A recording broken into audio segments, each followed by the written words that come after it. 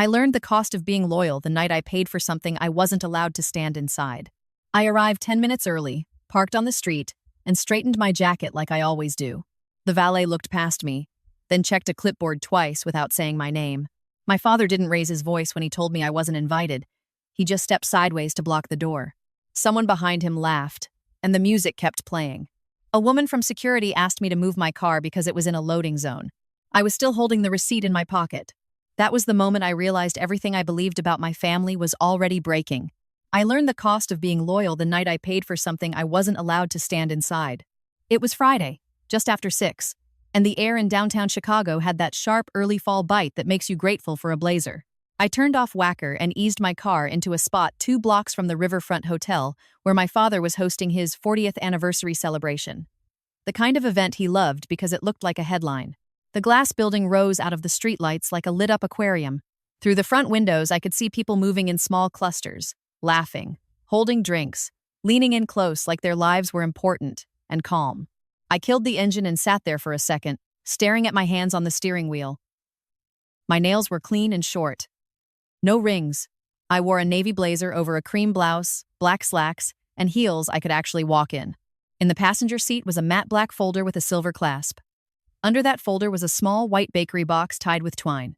The box smelled faintly like butter and cinnamon because I'd picked it up 5 minutes earlier from a place my mother used to drag me to when I was a kid, back when she still acted like my presence didn't embarrass her. 10 minutes early. I'd done that on purpose. My father hated late people. He said it was disrespectful, like time itself belonged to him. I checked my phone. No new messages. Nothing in the family group chat, because there wasn't one with me in it. The last text from my mother was 3 days ago. Dress nice. Photos. No heart emoji? No. Can't wait to see you. Just instructions, like I was a catering vendor. I stepped out into the cold, shut the door, and felt the familiar pinch in my ribs. Not fear, exactly. Something older. The feeling you get when you're walking toward people who trained you to flinch. The hotel was one of those places that always smells like lemon polish and money. Outside, a valet stand sat under the canopy with a neat row of cones, a little podium, and a young guy in a dark vest holding out his hand like he expected keys. I didn't even slow down. "Evening," he called. "Hi," I said, and kept walking. At the front doors, a man in a suit opened one side like he was doing me a favor. I stepped into the lobby and the noise hit me soft jazz. The clink of glasses, the murmur of conversations that didn't include anything real. A long table with a white linen cloth sat near the entrance, and behind it a woman with a headset and an iPad stood like she was guarding the gates to heaven.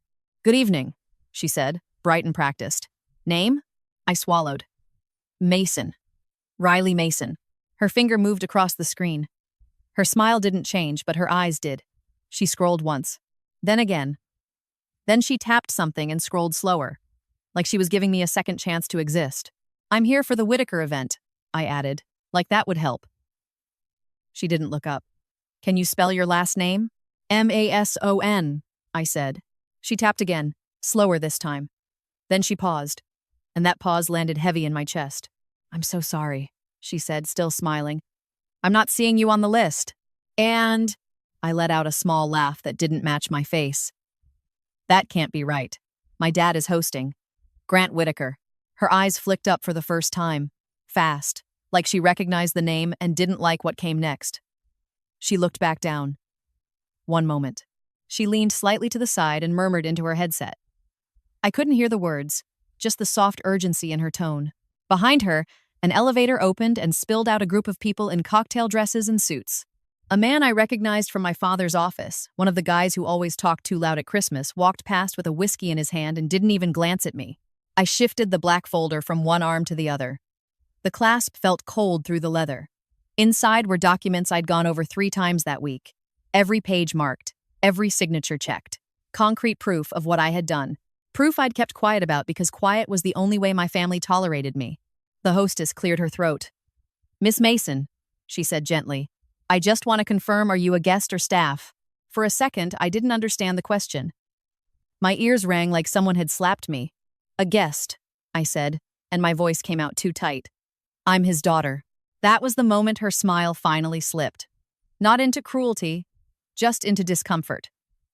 Like I'd said something messy in a clean room.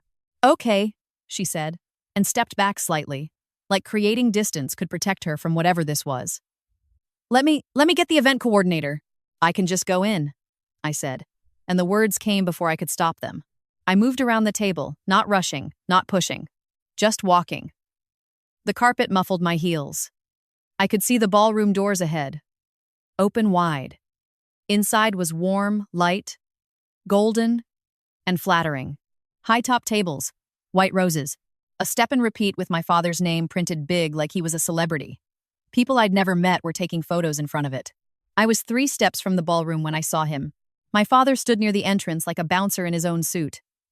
Dark jacket, crisp shirt, no tie, relaxed in a way that still screamed control. He had that broad-shouldered posture he liked, like he took up space on purpose. My mother was beside him in a fitted silver dress, her hair sprayed into place. She held a champagne flute by the stem like she'd practiced it. She noticed me first. Her face changed so fast it almost didn't seem real. The smile froze. The eyes widened. Her hand tightened around the glass. She leaned in and whispered to my father. He turned, and the look on his face wasn't surprise. It was annoyance, like I'd shown up late to a meeting I wasn't supposed to know about. He took 1 step forward, just enough to block the doorway with his body. "Riley," he said low. "What are you doing here?" I stopped in front of him, the folder pressed against my ribs. For a second, the sounds behind him, laughter, forks. Music felt like they were happening in another world. "It's your anniversary," I said. Mom said 6:30. My mother's smile returned, but it was thin, like it had edges. "Honey," she said, "we didn't think you were coming." I stared at her. "Why wouldn't I come?" My father's jaw worked once. "Because you're not invited," I said. The words sat in the air between us like a plate dropped on tile. I blinked. "What?" He didn't raise his voice. He didn't have to. He just stood there, steady, calm, like he was telling me the weather. I felt heat crawl up my neck, then drain out of my face. My grip tightened on the folder until my fingers hurt. "My own father is telling me I can't come to his anniversary," I said, and I hated how small my voice sounded. My mother's eyes darted past me, checking who was watching. That was always her first move. She didn't look at my face. She looked at the crowd. "Riley," she murmured, "please don't do this here." "Do what?" I asked. "Show up?" My father's lips pressed into a flat line. "You don't get to make everything about you." I almost laughed again. Not because it was funny, because it was absurd. Behind him, I saw my half-brother, Caleb, in a tailored suit, laughing with 2 people from my father's firm. He looked polished, comfortable, like the world was built for him. He caught my eye for half a second, then looked away like I was an old acquaintance he didn't want to claim. My stomach turned. "Grant," I said, and I used his first name on purpose because Dad felt like a joke right then. "I'm here because Mom told me to come. I brought you something." 8. I lifted the bakery box slightly, the twine bow neat and tight. It looked stupid in my hand, like a child's offering. My mother glanced at it, then at the folder, and her eyes narrowed as if she recognized the shape. Her mouth opened, then closed. My father's gaze went to the folder and stayed there. Something flickered across his face.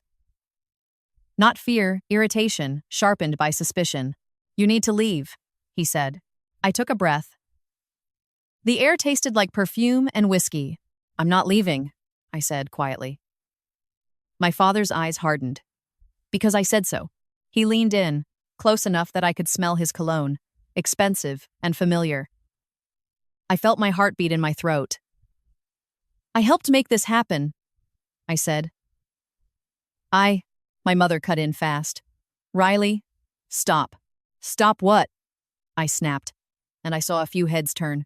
A woman in a red dress near the entrance paused mid-sip and looked over like she'd caught a scent of drama. My father's face stayed smooth, but his eyes flashed. He shifted his weight slightly, and I caught sight of a man in a black suit standing to the side hotel security, hands clasped in front, watching us like he'd been waiting for a cue. A small, strange detail hit me then, calm and plain. The security guy had a little smear of frosting on his thumb, like he'd grabbed a cookie without thinking. My father didn't look at the man. He didn't have to. He simply said, "Can you handle this?" And just like that, it wasn't family. It was removal. The security guy stepped toward me, polite but firm. I looked past my father into the ballroom. The step and repeat, the roses, the warm light. My mother's friends, my father's colleagues, people smiling for cameras under my father's name. Then I looked at my father's face, steady and satisfied, like he'd already decided the story he would tell about me. I opened my mouth to speak, to explain, to plead, to spit, fire something, anything, but nothing came out. Because in that second, standing in a hotel lobby with a folder full of proof and a pastry box in my hand, I realized the worst part wasn't being thrown out. It was the fact that they were doing it like it was normal. And if this was normal to them, then everything I'd built my life on, every assumption, every sacrifice, every quiet payment I'd made to keep their world intact, was about to turn into something I couldn't unsee. The sidewalk outside the hotel was cold enough to make my eyes water, but I kept my face still. I let the security guy walk a half step behind me like he was escorting a shoplifter, not a woman in a blazer who had shown up early with a gift and paperwork. The valet stand lights threw a harsh shine onto the pavement. Cars rolled up under the canopy, doors opening, laughter spilling out, and nobody looked twice at the woman being guided away from the ballroom entrance. "Ma'am, do you need me to call you a ride?" the security guard asked, still polite, still careful, as if the way he spoke could make this less humiliating. "No," I said. My voice came out steady, which surprised me. "My car's right there." He nodded, relieved, and stepped back as I crossed the street. I didn't turn around. I didn't want to see my father's posture in the doorway, that rigid stance that meant he'd won. I didn't want to see my mother's face, already rearranged into the expression she used when she wanted people to believe she was the victim. When I got into my car, I sat with my hands in my lap and stared at the steering wheel. The bakery box sat on the passenger seat like it didn't know it had become evidence. The folder rested on top of it, the silver clasp catching the glow from the street lamp. My chest hurt, not like heartbreak in a movie, but like someone had set a hard weight right behind my ribs. I checked the time. I'd been outside for less than 8 minutes. 8 minutes was all it took for my family to erase me in public. I started the car, pulled out slowly, and drove without music. The city lights blurred at the edges of my vision. I kept blinking hard, forcing my eyes dry, because if I cried while I was driving, I'd lose control. I'd spent my whole life learning how to stay in control. That was the one skill my family never managed to take from me. On the drive back to my condo, I kept replaying my father's words, not even the insult, just the simple statement, "You don't belong in that room," like he was talking about a coat check line or a reserved table. I'd heard versions of that sentence before. It just hadn't been spoken out loud, in front of people who mattered to him. The first time I understood my place in the Whitaker family, I was 9 and sitting on the edge of a leather chair in my father's office, waiting for him to look up from his computer. He ran a logistics company back then, a smaller version of what it became later, and he treated his desk like an altar. I'd won a citywide art contest at school. They'd given me a ribbon and a certificate with my name printed in cursive. I carried it into his office like it was a medal. He didn't even turn around. "Set it on the table," he said. I set it down carefully. "I won," I told him. He clicked his mouse again, then glanced at the certificate like he was checking a receipt. "That's nice," he said. That was the pattern. Anything that didn't fit the kind of success he could brag about at a country club didn't count. My mother, Karen, was better at pretending. She would smile at my report cards and hang my drawings on the fridge, but only when guests came over. When the front door closed and it was just us, she'd take the magnets down and wipe the fridge clean. Like my work left fingerprints she couldn't stand. My father remarried when I was 11. My biological mom died when I was 5, and I barely remember her voice. I remember a perfume bottle on her dresser. I remember the warmth of her hand on my back when I woke up scared. That's it. Karen came into our house with perfect hair and a fixed smile, and a belief that life was a ladder, and you either climbed or you got left behind. Karen had a son from her first marriage. Caleb was 3 years older than me and already trained to be impressive. He played travel baseball. He did debate. He wore those stiff little dress shirts to school presentations, the kind with buttons that always looked uncomfortable.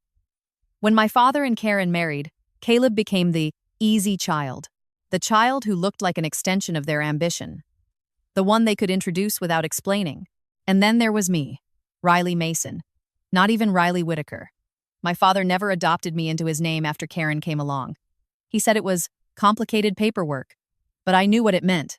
Mason was my mom's last name, and keeping it kept me separate. It meant I could never fully claim the family brand, and he didn't have to fully claim me. In high school, when Caleb was getting attention for scholarships and sports, I was working part-time at a print shop after school and teaching myself design software on a second-hand laptop. I liked the hum of the printers, the smell of ink, the feeling of turning a blank page into something that looked finished. I liked that if I worked hard enough, I could make something real with my hands and my brain. Nobody could take that away. I didn't need my father's approval to see it, but I still wanted it. That's the part people don't like admitting. Wanting love from the people who hurt you feels embarrassing. You don't want to sound weak. You don't want to look stupid. I moved out at 18 with 2 duffel bags and a mattress I bought off Craigslist. I worked as a receptionist during the day and did freelance design at night. When my car broke down, I didn't call home. When I got the flu and couldn't afford a doctor, I didn't call home. When I slept on that cheap mattress and listened to the neighbors fight through the wall, I told myself it was better than living in a house where my presence was tolerated but never welcomed. Over time, I built a career that made sense to me. I didn't go the influencer route. I didn't chase trendy stuff. I got into procurement and vendor management because I understood systems and negotiations. I could see how money moved. I could read contracts. I could spot the weak point in a deal.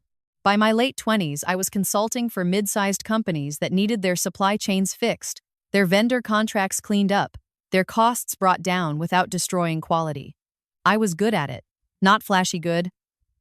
Quiet good. The kind of good that doesn't get applause but does get paid. By 33, I had my own consulting firm and a small team. We worked with manufacturing clients and hospitals, places where missed shipments and sloppy contracts had real consequences. I wore simple clothes, kept my head down, and built a reputation that didn't rely on family connections. I didn't use my father's name. I didn't want it. The funny thing was, my father did know I was successful. He just didn't like how I got there. In his world, success was a straight line, degree, title, club memberships, the right social circles. My career didn't fit his story. It meant I'd done something without his guidance. It meant his version of control wasn't necessary. And if his control wasn't necessary, what did that make him? At family events, he would introduce Caleb as my son, the attorney, because Caleb had gone to law school like Karen wanted. He'd brag about Caleb's firm, his clients, his cases. Karen would beam like she'd personally handed Caleb his degree. Then my father would glance at me, and the pause would come. "And this is Riley," he'd say. "She does. Consulting. Like it was a side hustle. Like I helped people pick paint colors. If someone asked follow-up questions, my father would look away, and my mother would redirect. "So," Karen would say, smiling too wide, "have you met our neighbors? They just bought a lake house." That was how they handled me. They didn't fight with me all the time. That would require acknowledging me. They did something worse. They treated me like background noise. And still, somehow, I found myself trying. Not because I thought they would suddenly become different people, but because there's this stubborn part of you that keeps hoping your family will wake up one day and see you. Even if you tell yourself you're over it, even if you pretend you don't care, there's still that little voice that says, maybe this time. 3 years earlier, my father's company had hit a rough patch. He'd expanded too fast, leased warehouse space he couldn't fully use, and took on debt with interest rates that made my skin crawl when I read the terms. He didn't tell anyone outside the family. He didn't want the gossip. He didn't want the weakness, but I heard it anyway because I still had an aunt who occasionally called me. And one night, she let it slip that Grant and Karen were stressed about money. I should have stayed out of it. I know that now. But back then, I pictured the house I grew up in, the one my father refused to sell because it was his proof he'd made it. I pictured Karen's face, if they had to downsize. I pictured my father's pride snapping in half, and I did what I always did. I solved the problem quietly. I set up a small LLC under a name that meant nothing, routed payments through an escrow service, and started covering one specific thing every month, an expense tied to their reputation. Not groceries, not utilities, something they could never admit they needed help with. It was a payment with a due date and a penalty.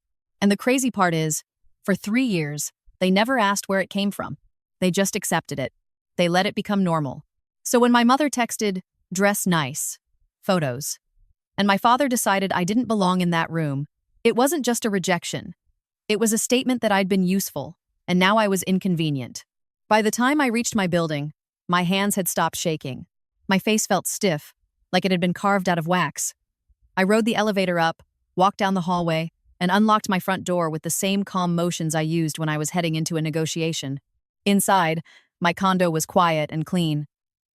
I kicked off my heels, set the bakery box on the kitchen counter, and placed the black folder beside it.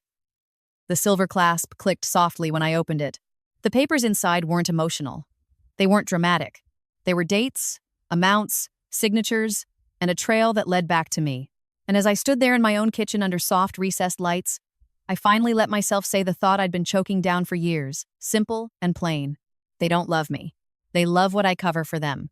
I poured myself a glass of water, not wine, because I needed my mind clear. Then I opened my laptop, logged into the account I never spoke about, and stared at the next scheduled payment. It was set to process at 9 p.m. In less than 3 hours. I was supposed to pay for a family that had just paid to have me removed. I moved my cursor over the button that said cancel, and I didn't feel rage. I felt something colder, like clarity. And I understood, in a way I couldn't take back, that what happened in that lobby wasn't the beginning of the collapse. It was the first time it happened where other people could see it. The account page loaded with that familiar sterile layout balance at the top, transactions below, a neat little calendar icon showing future payments. The numbers on the screen were plain, almost boring, which made them feel even more brutal. Money has a way of looking clean even when it's soaked in something ugly. I clicked into the scheduled transfers and there it was, highlighted in gray. ACH payment, recurring monthly, 9 p.m. Memo field blank. Routed through the escrow service I'd set up so the recipient never had to see my name. I stared at it long enough that my eyes started to sting. Then I went into the details, not because I needed to, but because a part of me still wanted to confirm I wasn't overreacting. That's what I'd been trained to do, second-guess my own reality until it fit theirs. The payment wasn't for their house. Not directly. It was for the thing tied to my father's pride. The thing he would rather die than admit he couldn't handle. 3 years ago, Grant Whitaker had signed a personal guarantee on a commercial lease for a warehouse space on the south side. It was part of a big expansion pitch he'd made to his board and to his golf buddies. A strategic growth move that sounded impressive until you looked at the terms. The monthly rent was high, the penalties for late payment were higher, and the lease had a clause that made my stomach twist the first time I read it. If he defaulted, the landlord had the right to file a public notice that could trigger cross-default language in other agreements. Translation: one missed payment could start a chain reaction. My father didn't know that I knew. He never would have handed me those papers. But I'd worked in contracts long enough to recognize fear disguised as confidence. When my aunt mentioned stress, I pulled a few strings, ran a standard public records search, and found the lease filing. I remember sitting at my kitchen table at midnight with my laptop open, reading the details, and feeling like I'd been punched. I could have let it happen. I could have sat back and watched him fall on his own arrogance. I wish I could say I had that kind of detachment back then. Instead, I did what I always did. I stepped in quietly and made sure the train stayed on the tracks, even if the conductor didn't deserve it. I called a friend who worked in escrow services and asked what it would take to route payments without my name showing up on the recipient's end. I formed an LLC with a bland, forgettable name and opened an account tied to it. I set up automatic payments to the landlord's designated channel so the lease would stay current. No drama, no threats, no conversation. Just money moving on time. And for 3 years, every month, like clockwork, the rent got paid. My father never said thank you because he never knew. He never had to face the humility of needing help. He got to keep walking into his office like a man who handled everything. Karen got to keep posting photos of their backyard on Facebook like nothing in their life ever wobbled. And Caleb, the golden boy, got to keep believing our parents were financially stable because of smart investments. As now, that was the part that made my teeth clench now. Not just the lack of gratitude, the ease with which they accepted comfort without curiosity. I clicked cancel. A warning box popped up. Are you sure you want to cancel this scheduled transaction? My finger hovered over the trackpad. I could feel my heartbeat in my fingertips. Not fast, just heavy. I thought of my father's body blocking the ballroom door. I thought of my mother's eyes sliding past me, scanning the room for witnesses. I thought of the frosting smear on the security guard's thumb, like this was just another shift for him. Another problem family. I clicked yes. The scheduled payment disappeared. For a moment, nothing happened. No alarm sounded. No fireworks. The screen simply refreshed, and the transaction list shortened by one line. It felt too quiet for something that big. I set the laptop down and leaned back in my kitchen chair. I could hear the refrigerator hum. Somewhere down the hall, a neighbor's dog barked once, then stopped. The city outside my windows kept moving, as if my life hadn't just shifted on its axis. My phone buzzed on the counter, and my stomach tightened automatically. But it wasn't my family. It was a calendar reminder. Vendor call Monday 9. Normal life. I stood up and walked to my living room, still in my blazer, and stared out at the lights. In the hotel, they were probably clinking glasses right now. My father would be holding court near the bar, telling the same stories, laughing too loud. Karen would be posing for pictures, leaning her head against his shoulder, selling the image of a couple who'd built everything together. I pictured the step and repeat with his name on it. I pictured the roses. I pictured Caleb shaking hands with people who had no idea he'd been raised on a foundation he didn't understand. Then I walked back to the kitchen, opened the black folder, and laid the documents out on the counter like I was preparing for trial. There were copies of the lease agreement, the payment confirmations, the escrow routing details. There was an email chain with the escrow service confirming the setup. There was a spreadsheet I'd kept updated every month because I don't do anything sloppy. Every line had a date, an amount, a reference number. Every line was a quiet admission. I have been saving them. Under those papers was another section I hadn't touched in a while. A different kind of support.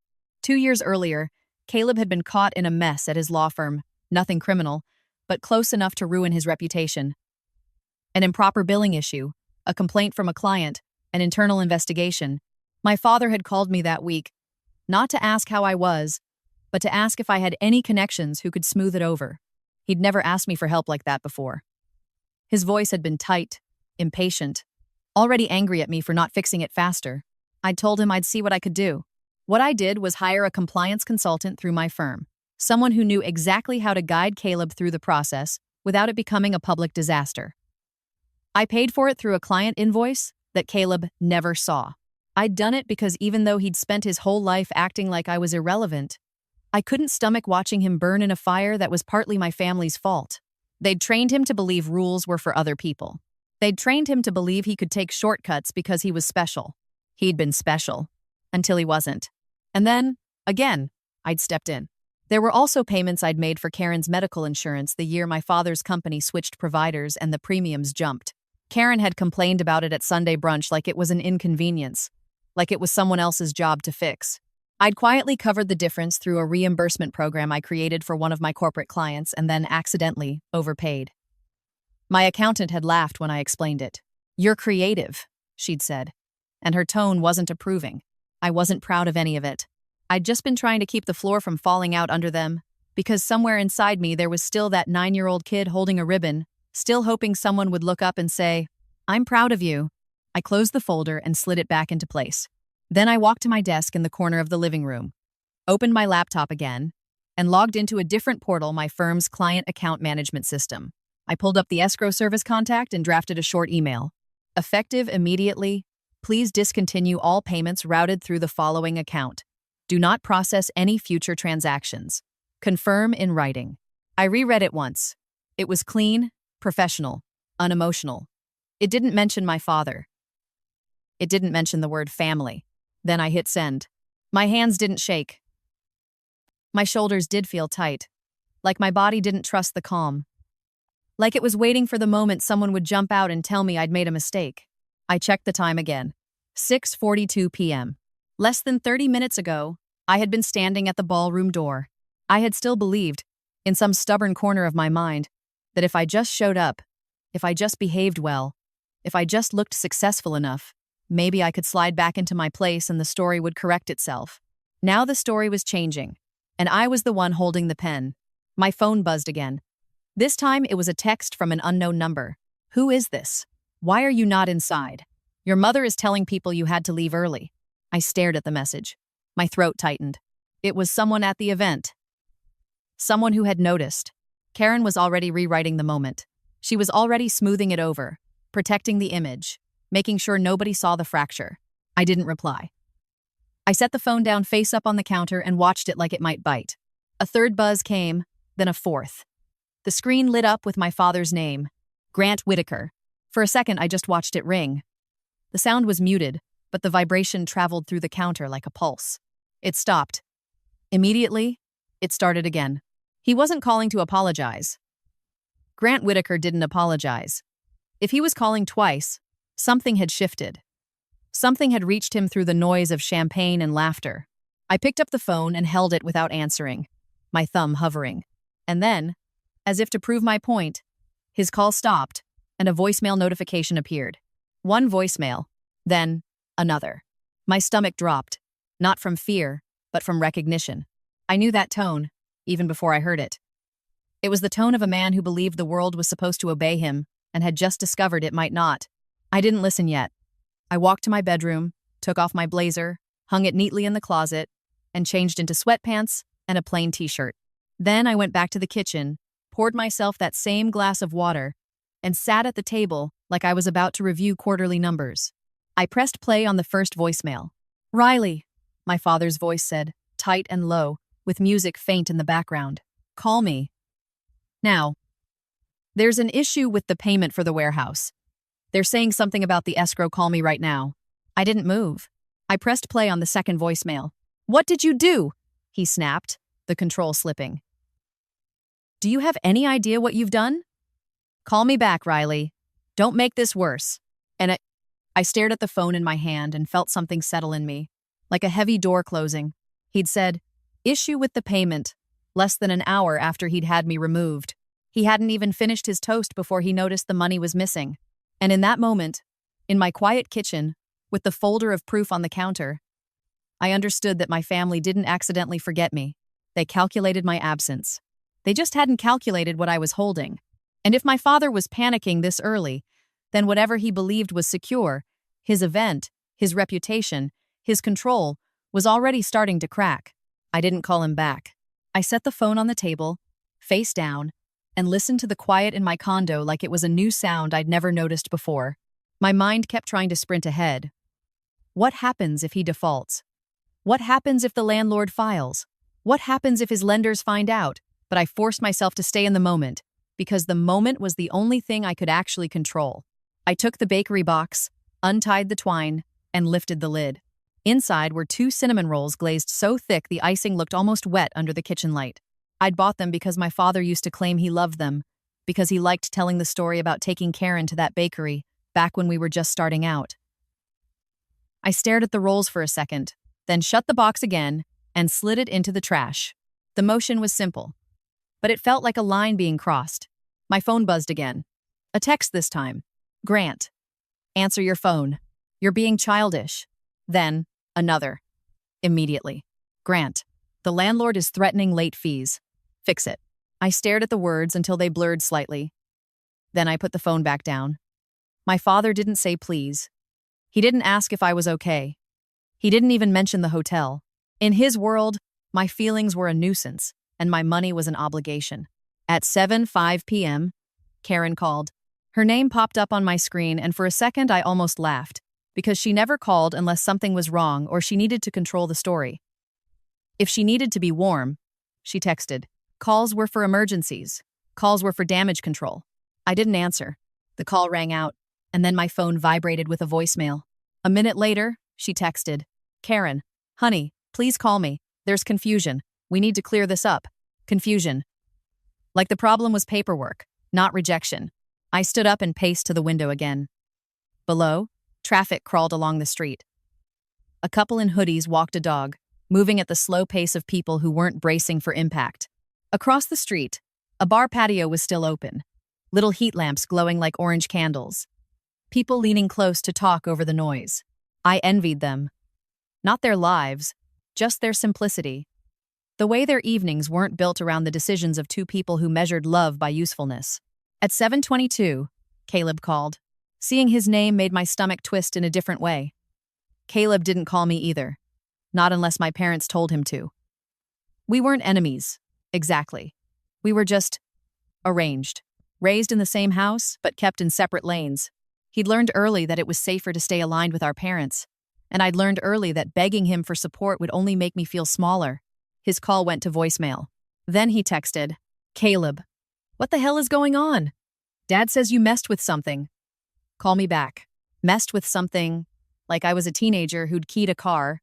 I went back to my laptop, not because I needed to take more action, but because I needed to see the timeline. If the payment was scheduled for 9 p.m., and I'd canceled it at 6:40, the landlord's system would have flagged it almost immediately. The escrow service probably sent an automated notice. A landlord doesn't threaten late fees within 20 minutes, unless something bigger is happening. I logged into the escrow portal. A red notification banner sat at the top of the page. Action required. Payment authorization revoked. Future transactions halted. Below it was a message thread. Time-stamped. The landlord's accounts receivable manager had already replied to the escrow service contact. Please advise. Payment for Unit 3B due tonight. If payment is not received, we will proceed per lease terms. Per lease terms. That phrase looked like a blade. I clicked into the lease document again and scrolled to the clause my eyes always got stuck on, the one that made me intervene in the first place. Notice of default. Public filing. Right to notify lenders. Right to accelerate penalties. Right to pursue guarantor personally. Grant had signed his name to it like it was nothing, and I'd been the one making sure he never had to feel the weight of his own signature. My phone buzzed on the counter, and I didn't have to look to know it was him again. Grant, if you don't fix this tonight, you're going to ruin everything. The words landed with the same certainty he used when he said, I didn't belong in that room. Ruin everything. Not hurt us. Not, please. Everything. His everything. His image. His control. His story. I set the phone down and opened my notes app. Not to vent, but to list facts. Because facts were the only thing my emotions could hold on to without spinning. 6:18 p.m. 6:40 p.m. Cancelled, scheduled payment. 6:42 p.m. 7:05 p.m. Father texts demand. 7:22 p.m. Landlord flags payment. 7:30 p.m. Family calls. The speed of it was almost comforting. It meant my instincts had been right. It meant my family's concern wasn't about me. It was about the structure I'd been holding up. I sat down at the kitchen table again and listened to the next voicemail because I wanted to hear what my father sounded like when he couldn't force compliance with a single sentence. Riley, he said, and his voice was different now. Not softer, sharper. You need to get over whatever tantrum you're throwing and fix this. We are in the middle of an event. Do you understand how embarrassing this is? Embarrassing. He'd thrown me out like trash in front of donors and coworkers, and called it not the place for me, but the embarrassing part. To him, was the landlord calling. He kept talking, words tumbling faster. They're saying if the payment doesn't clear tonight, they're going to file a notice. That triggers issues with our credit line. That affects the company. That affects my name. If you think you're punishing me, you're punishing everyone. I paused the voicemail and stared at my glass of water. The surface was still. The kitchen light reflected off it like a hard dot. Punishing. That was his framing. Not consequences, not boundaries. Punishment. Like he was entitled to what I'd been doing and my refusal was cruelty. I let the voicemail finish without listening closely. Then I deleted it. Not because I wanted to pretend it didn't happen, but because I didn't want his voice living in my phone. At 8:03 p.m., there was a knock at my door. The sound was firm, like whoever it was expected me to open it. My body reacted before my mind did. My shoulders tightened. My heart sped up. I didn't move right away. I walked to the entryway and looked through the peephole. Karen stood there in her silver dress, her hair still perfect, her makeup intact. Next to her was Caleb, jacket off, sleeves rolled up like he was ready to handle things. Behind them, slightly to the side, was my father. Grant looked older than he had in the hotel lobby. Not by years, but by minutes. His face was drawn tight. The crease between his eyebrows was deeper. He wasn't carrying a drink anymore. His hands were empty, and for some reason, that detail made him look more dangerous, like he'd come here without distractions. I didn't open the door. The knock came again, Louder. Riley, Karen called through the wood, and her voice had that sugary edge she used when she wanted to sound reasonable. Honey, open up. We need to talk. I stayed still, my hand on the deadbolt, and watched them through the peephole. Karen's eyes kept darting down the hallway like she was checking if any neighbors were watching. Caleb shifted his weight, impatient. Grant stared at the door like it was a problem to be solved. The knock came again, then stopped. I heard my father's voice, low and sharp. Open the door. Right now. I exhaled slowly through my nose. A part of me wanted to comply automatically, because that's what I'd been trained to do, respond to his tone like it was a commandment. But another part of me, a newer part, stayed rooted. I didn't owe him my door. Karen tried again. Riley, please. This is getting out of hand. We can't do this here. Just open the door. We can't do this here. That phrase hit me like a bitter joke. They could throw me out of a hotel ballroom here. They could humiliate me here. But they couldn't deal with consequences here, in my own hallway, where they didn't control the audience. I took my phone off the counter and opened the camera, then hit record. I didn't make it obvious. I just held it at my side and pressed the button, the screen going dark so it wouldn't glow through the peephole. Then I slid the deadbolt open and cracked the door just enough to see them. Karen's face brightened instantly into relief. She took a step forward like she was coming in for a hug, then stopped when she saw my expression. Hi, I said. My voice was flat. What do you want? Caleb opened his mouth first. Riley, Dad says you... Grant cut him off. You canceled the escrow. I looked at my father and waited. I wasn't going to fill the silence for him anymore. Karen's gaze flicked over my shoulder into my condo, as if she was checking whether I had someone inside. Then she looked back at me and forced a shaky smile. Sweetheart, we're all a little upset and confused. We didn't mean things got misunderstood tonight. Misunderstood, I repeated. Grant leaned forward slightly, and his voice dropped the way it had at the ballroom, like he was trying to press me back into place. You don't get to play games with people's livelihoods. You can be mad. Fine. But you fix the payment. Now. Caleb's eyes widened. Wait, escrow? What payment? Dad, what are you talking about? Karen's head snapped toward Caleb, and for a split second, her mask slipped. There was panic there. Real panic. Like she hadn't expected this part to be said out loud.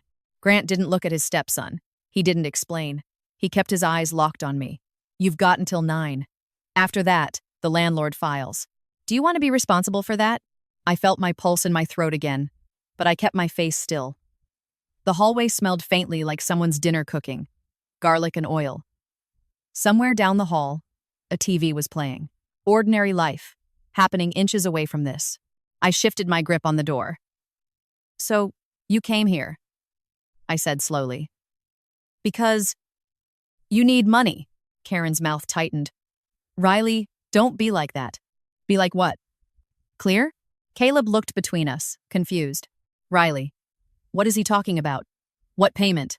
Grant finally snapped, a quick flare of irritation. Not now. And that's when it happened. The small, telling moment that would have been easy to miss if I hadn't been watching closely. Caleb's face changed. Not anger, hurt. Because even Caleb, golden boy, attorney, loyal son, was being shut out of information. They'd built this whole family structure on control and silence, and even he wasn't fully inside it. I looked at Caleb and then back at my father. You threw me out of your event tonight, I said. In front of your friends. Karen flinched, like she wanted to rewind time. Riley. And now you're standing in my hallway, I continued, demanding I fix something you won't even explain to him. Grant's eyes narrowed. You're making this about the wrong thing. I let out a short, dry breath. No, for once, I'm making it about the right thing. Hey. Karen tried to step forward again, hands raised like she was calming a frightened animal. Honey, please, we'll talk about tonight later. Right now, we just need you to reverse the cancellation. We can't have a notice filed. People will find out. People will find out. There it was. The truth, in plain words. Not we're scared. Not we're sorry. Not we were wrong. People will find out. I nodded once, slow. Okay, I said, and all 3 of them visibly relaxed. Grant's jaw loosened. Karen exhaled. Caleb looked relieved without even understanding why. Then I added, still calm. I'm not reversing it. The hallway went silent. Karen's mouth fell open slightly. Caleb blinked like he'd misheard. My father's face tightened into something hard. And in that moment, standing behind my own door with my phone recording at my side, I could feel the ground shifting under everything they'd built because they had finally come to me without the power to pretend they didn't need me. And I wasn't stepping back into the role they'd assigned. Grant's eyes went glassy with anger, the kind that comes from disbelief more than heat. He stared at me like I'd spoken a foreign language. "You will," he said, slow and certain, as if saying it could make it true. "You're going to undo it." Karen's hands fluttered near her waist, the way they always did when she was trying to keep a situation from being messy. "Riley, honey, you're upset. I understand you're upset, but this isn't the way to handle it." Caleb looked trapped between us. "Riley?" he said, softer. "Can you just—" Grant shot him a sharp look. "Not your concern." Caleb's face tightened. "Dad, how is it not my concern? You're standing here acting like Riley controls the lights in your life, and I'm supposed to just—" "What?" "Watch." Karen made a small sound, a quick inhale, and I could tell she was calculating. Karen always calculated. She was thinking about who could hear through the walls, whether a neighbor might open their door, whether someone could walk past and see her in a silver dress begging her stepdaughter in a condo hallway. Grant didn't care. Grant cared about outcomes, not optics, unless optics affected his outcomes. He stepped closer to my cracked door until his shoes were almost touching the threshold. "Listen to me," he said. "You're going to log in, you're going to reinstate the authorization, and you're going to do it right now." I didn't move. I kept one hand on the door and the other holding my phone down by my thigh, recording everything. My pulse was loud in my ears, but my voice stayed even. "Why didn't you just let me in tonight?" I asked. Grant's jaw flexed. "Because you weren't invited." "Why?" Karen cut in quickly. "Riley, this isn't the—" "No," I said, still looking at Grant. "Tell me why." "Day off." "Amen." His eyes flicked toward Karen for half a second. That was new. Grant didn't usually look to anyone before speaking. But tonight, he did. Like he needed to confirm the script. Karen's smile snapped back into place. "It was a limited guest list," she said. "The hotel required we keep it small. It's not personal." I almost laughed. 30 people is small? Karen's expression tightened. "We had to prioritize." "Who?" I asked. Karen's eyes slid away from mine. And that was the answer. Not who. What? They'd prioritize the version of themselves they wanted to sell. Grant's voice cut through, flat and cold. "You always do this. You always turn everything into a fight." I nodded once. "You called security on me. You forced my hand," he snapped. I felt my throat tighten, but I didn't let it show. I stood there and asked why I wasn't on the list. "That's not forcing your hand." Grant's nostrils flared. "You walked past the check-in. You embarrassed us." Karen reached out like she was going to touch my arm, then stopped herself when she remembered she hated touching me unless cameras were around. "Sweetheart, you surprised us. We didn't expect you to show up and what?" I asked. Exist? Exist? Exist? Caleb rubbed a hand over his face. Okay, he said, trying to calm things down. "Riley, I'm not defending what happened, but I need to understand what this payment thing is. Dad's acting like the world ends at 9. What are you paying?" Grant's head snapped toward him again. "Caleb, enough." "No," Caleb said, and his voice rose. "I'm standing in her hallway in my dress shirt listening to you demand money from her while refusing to tell me why. That's not normal." Karen's eyes widened as if she wanted to shush him, but it was too late. A door down the hall opened briefly, then shut again. Someone had heard. Grant lowered his voice, but it stayed sharp. "It's business. It's complicated. Into Treefest." I watched Caleb's face as he tried to piece it together. He was smart. He'd built a whole career out of arguing through details. He just hadn't been allowed to see ours. "It's the warehouse lease," I said. The words landed like a dropped glass. Karen froze. Grant's gaze snapped back to me, and the hatred in it was so clean it almost made me dizzy. Caleb frowned. "What warehouse lease?" Grant's voice went dangerous. "Riley." I kept my eyes on Caleb. "The warehouse your mom and Grant brag about at holiday dinners. The expansion. The strategic move. The one that almost went under 3 years ago. Karen's face went pale under her makeup. Riley? Stop. Caleb's brow furrowed deeper. Wait. That lease, Dad. You told me you renegotiated it and it was fine. Grant's mouth tightened. It is fine. It's fine because I've been paying it, I said. The hallway seemed to shrink around us. Caleb's eyes widened, and he looked at me like he was seeing me for the first time. Not as the extra person at the table, but as someone who had been holding something heavy without telling anyone. That's not possible, he said. Why would you be paying Dad's warehouse lease? I could have given him a speech. I could have explained years of small humiliations and quiet hope. Instead, I said the simplest truth.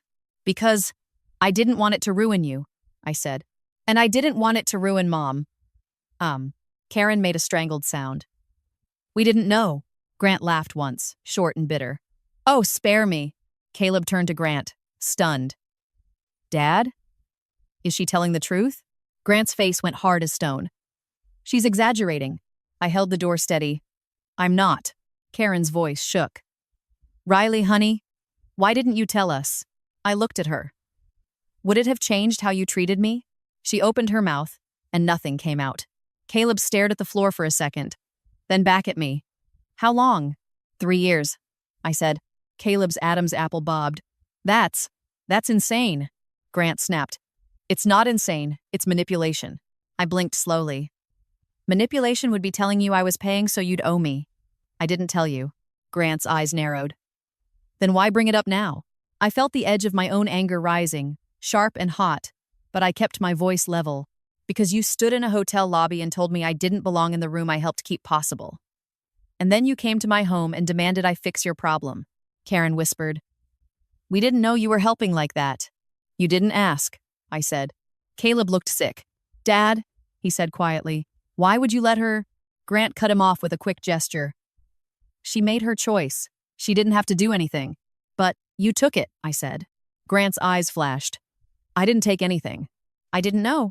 You knew the payment was happening, I said. You just didn't care enough to question the source as long as it saved you. Karen's voice rose, frantic now. Riley, please. This is not the time to punish us. We're sorry about tonight. We'll talk about it.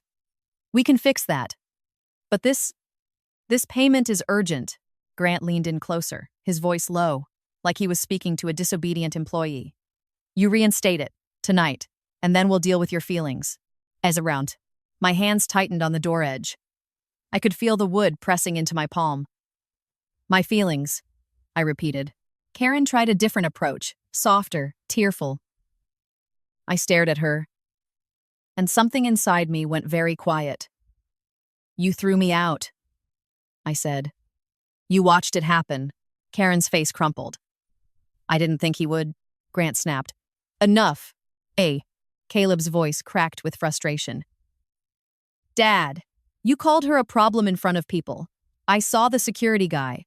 I saw her standing there. Grant rounded on him. And what? You want to litigate this in a hallway? You want to create a scene? I shook my head slightly. No. What I want is to stop paying for my own erasure. Silence. It hung there long enough that I could hear my own breathing. Karen's mascara hadn't run, but her eyes were wet. Caleb looked angry and confused, like he'd been handed a puzzle with missing pieces. Grant looked like he was deciding whether to threaten me or beg, and the fact that he had to consider begging seemed to make him hate me more. He tried threat first. If that notice gets filed, you'll have consequences, Riley. I tilted my head. What consequences? His lips pulled back slightly. You think this won't come back on you? You think people won't find out what you did? You're sabotaging your own father. My chest tightened, but my mind stayed clear. My father sabotaged me tonight, I said. All I did was stop covering your risk. Karen stepped forward, voice pleading. Please, just for tonight. Reinstate it, and then we'll sit down, all of us, and we'll talk. We'll apologize. We'll fix it. Caleb looked at me, eyes searching. Riley, if this is true, if you've been paying, why? Why would you do that? After everything? The question hit harder than I expected, because it was the question I'd avoided asking myself for years. I swallowed and answered honestly. Because I thought maybe one day you'd see me. I said. Caleb's face softened, the anger draining into something like shame. Grant scoffed. Spare me the martyr act. Karen flinched at his tone, then reached for his arm. Grant, stop. Ape. He jerked away from her touch. No. She's doing this for attention. I felt my hands start to shake, just slightly, and I hated it. I forced them still. By pressing my fingers into the wood. If I wanted attention, I said, I would have told your donors tonight exactly who paid for the warehouse that keeps your company alive. Karen's breath caught. Caleb's eyes widened again. Grant went still. The stillness wasn't calm. It was calculation. I watched his mind work, like watching a man shuffle papers looking for a way out. He spoke carefully now. You wouldn't. I didn't, I said. I left. Karen's voice broke. Riley, please. If this gets out, if what gets out? I asked, and my voice stayed steady. That you threw your stepdaughter out of your anniversary event? Or that you've been living off money you didn't earn? Caleb winced like I'd slapped him, and I regretted it immediately. Not because it wasn't true, but because Caleb wasn't the one who'd blocked the door. He'd been complicit, but he hadn't been the one who'd said the words. Karen was crying now, quietly, the way she did when she wanted to look fragile. We never meant to hurt you, she whispered. Grant barked. This is not about hurting her. I looked him straight in the eye. It is now, I said. The clock over my stove read 8:17 p.m. The deadline he'd thrown at me was less than 45 minutes away. I could see the fear under his anger now. It wasn't fear of losing money. It was fear of losing the version of himself he'd built his whole life around. Grant took a breath, then tried the last resort. Control through shame. You're going to regret this, he said. You'll wake up tomorrow and realize you've destroyed your family over a party. I didn't answer right away. I let the words sit there because I wanted them recorded. Then I said, quietly, you destroyed the family long before tonight. I just stopped paying to pretend you didn't. Karen made a small sob. Caleb looked down, jaw tight. Grant's face darkened. Fine, he said.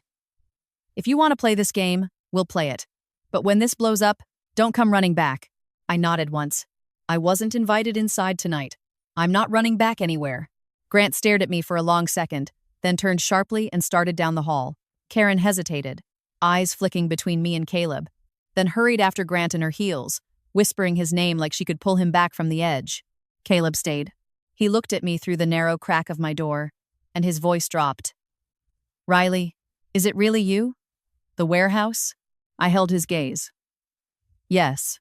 His face twisted. Why didn't Dad tell me? Because then you might ask questions, I said. Caleb swallowed. What happens at 9? I looked past him at the elevator, at the empty hallway, at the quiet building that suddenly felt like a courtroom. At 9, I said. Your parents find out what life looks like without me covering the bill. Caleb opened his mouth like he wanted to say something. An apology, a defense, anything, but the words didn't come. He just nodded once, stiffly, and turned to leave. I watched him go, then closed my door and locked it.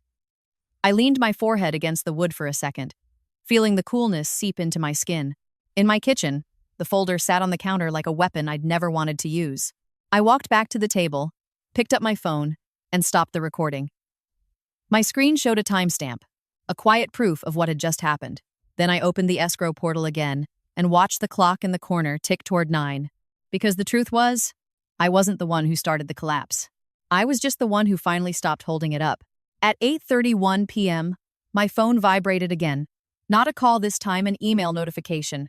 The subject line made my stomach tighten even before I opened it. Notice of payment failure, Unit 3B.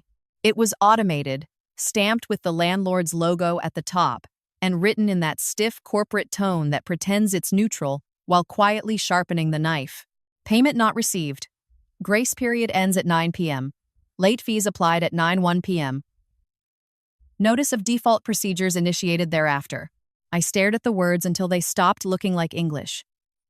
My hands were steady, but my body felt like it was bracing for impact. I could feel my pulse in my wrists. I could hear the faint hum of the building's HVAC system through the vent above my stove. I set the phone down and walked to the sink. I ran cold water over my hands for a few seconds. Not because I needed to wash them, but because I needed a physical sensation that didn't belong to my family. The water was sharp and clean. I watched it run over my fingers and drip into the drain like the simplest proof that time moves forward whether you want it to or not. When I turned the faucet off, the kitchen went quiet again. 8:36 p.m., my father's deadline. A part of me, the part that had been trained to anticipate his needs, tried to rise up and take control. Fix it. Reinstate it. Make the problem go away. Apologize, even if you shouldn't. The old script was familiar and easy. It would end the immediate crisis. It would stop the calls. It would let him go back to being Grant Whitaker, the man who never loses. But then I saw him in my mind at the ballroom door, stepping sideways to block me like I was a stranger, and that old part of me went quiet. I went back to the kitchen table, opened my laptop, and logged into the escrow portal again. The screen showed the halted status in red. A big blue button sat below it. Reauthorize payment. It would be so easy. One click, one password. A few minutes. Crisis solved. I moved my cursor over the button, and then I moved it away. Instead, I opened the file folder on my laptop labeled Whitaker. Inside were scanned copies of everything: lease pages, payment confirmations, emails. I clicked through them slowly. Not because I needed to reassure myself of the facts, but because I needed to remember what my father had built his power on. Silence. Secrecy. The assumption that I would keep playing my part. On the counter, my phone lit up with another call. Grant again. Then, before it could ring twice, Karen. Then Caleb. Then Grant again. I didn't answer any of them. At 8:49 p.m., a new text came in from Karen. Longer this time. Karen, Riley, please listen to me. We are sitting in the hotel lobby right now. The manager is saying they will not release the ballroom until this is handled, because they need confirmation for the warehouse payment. This is affecting everything. People are asking questions. You don't want this kind of attention. Please. We can talk about tonight later. Just fix this now. I read it twice. Release the ballroom. That was new. My father hadn't mentioned anything about the hotel holding anything. He'd only talked about late fees and notices. That meant the problem had already spilled into the event itself. It wasn't just a landlord issue. It was a domino hitting something else. I opened my email again and scanned for anything else. There it was, another message. This one from the hotel, sent to an address linked to the corporate contract for the anniversary event. Urgent. Credit authorization required. Event account. My chest tightened. I clicked. It was a polite but firm notice. Due to a change in sponsor underwriting, the hotel required an updated credit authorization for the event's remaining balance. Without it, they would need to adjust service and final billing arrangements. Sponsor underwriting. That was my piece. The thing I had done without anyone knowing, thinking it would help them look impressive without forcing them to swallow pride. 3 months earlier, Karen had called me with that fake casual tone she used when she wanted something. Grant's thinking about doing something nice, she'd said. A little celebration. Nothing crazy, just a dinner. Then she'd mentioned the hotel, the Riverfront Grand, and I'd known immediately it wasn't a dinner. It was a stage. That hotel didn't do little. And my father didn't either. A week later, Karen had complained about the cost. Just a small comment slipped into conversation like bait. It's insane what they charge for a ballroom, she'd said. But Grant wants it to be special. He wants his clients there. His board. It's important. Clayman. Important. They loved that word. It was their justification for everything. I'd asked, "Can you afford it?" Karen's laugh had been too quick. Of course, we're fine. It's just, why should we pay full price when Grant has built relationships? He deserves some support. Support. Not help. Support. Help would imply need. I'd made a few calls after that, not to my father's contacts, but to mine. One of my biggest clients was a healthcare manufacturer that did philanthropic events in Chicago every year. They owed me a favor. I offered them something simple: sponsor the Whitaker anniversary as a community leadership gala in exchange for a tax-deductible publicity package and a small private meeting with 2 potential investors my father wanted access to. I framed it as networking. I framed it as optics. They agreed. I routed the sponsorship through the same bland LLC name so it wouldn't trace back to me. The hotel contract listed the sponsor, not me. The sponsor deposit covered the ballroom, the catering minimum, the bar package. My father thought he'd leveraged his own influence. Karen thought she'd worked some magic. Caleb thought our parents were thriving. And I let them think it. Now the hotel was saying the sponsor underwriting had changed because I'd pulled it. And if the hotel was contacting the contract email directly, it meant someone, probably the event coordinator, had flagged the change and moved into crisis mode, which meant my father was not just dealing with a landlord.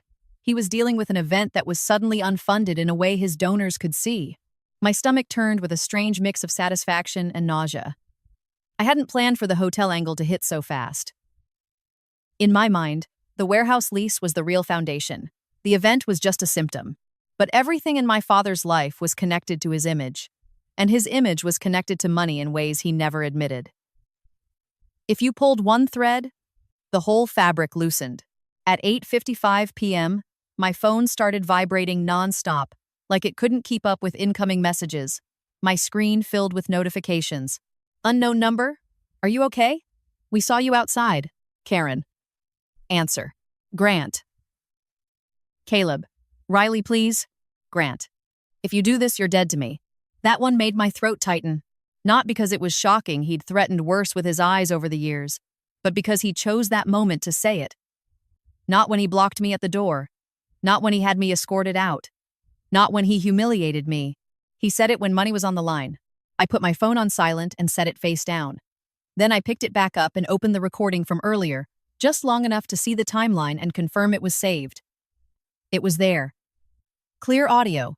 Grant demanding. Karen pleading about people finding out. Caleb asking questions. My father threatening consequences. Proof. I hadn't needed proof to know what they were like. But proof mattered when people outside the family were involved. Proof mattered when Karen started rewriting the story. 8:69 p.m. I watched the clock on my microwave. Each second clicked forward with a soft, mechanical certainty. I sat at my kitchen table with my hands folded, like I was waiting for test results. 9 p.m. S. My laptop pinged. The escrow portal refreshed. Status. Payment not processed. Account in default. Pending. I didn't move. 9 and 1 p.m. My phone exploded with a call from Grant. I didn't answer. A voicemail notification appeared immediately. Then another. And another. My email chimed again. A new message from the landlord. Late fee applied. Notice of default preparation in progress. I let the words sit there. I let them exist without rushing to erase them. A knock hit my door again. Harder this time, not polite. 3 sharp raps, like someone was trying to break the wood with sound. Riley! Grant's voice came through the door, louder now. My body reacted instinctively, muscles tightening, shoulders rising, but I stayed seated. I didn't look toward the door. I stared at my laptop screen and listened to his voice the way you listen to thunder when you're safe inside, the noise big but the danger contained. Riley, Karen cried, her voice high and shaking. Please, Grant's voice cut in over hers. You selfish, do you know what you've done? There are people here. People here. Always the audience. I stood up slowly and walked to the door.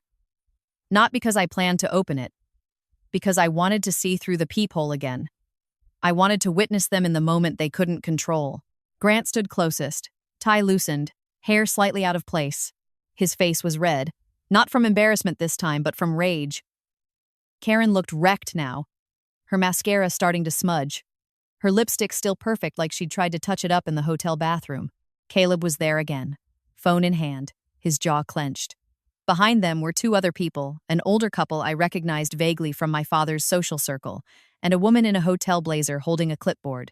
My stomach dropped. They'd brought witnesses. Or maybe the witnesses had followed. The woman in the blazer hotel staff looked uncomfortable. The older couple looked curious, the way people look when they've been told there's a family situation and they want details. Grant knocked again, then leaned toward the door. Open it, he hissed. Or I swear to God, Riley, He stopped himself, glancing sideways at the hotel staffer. He caught himself.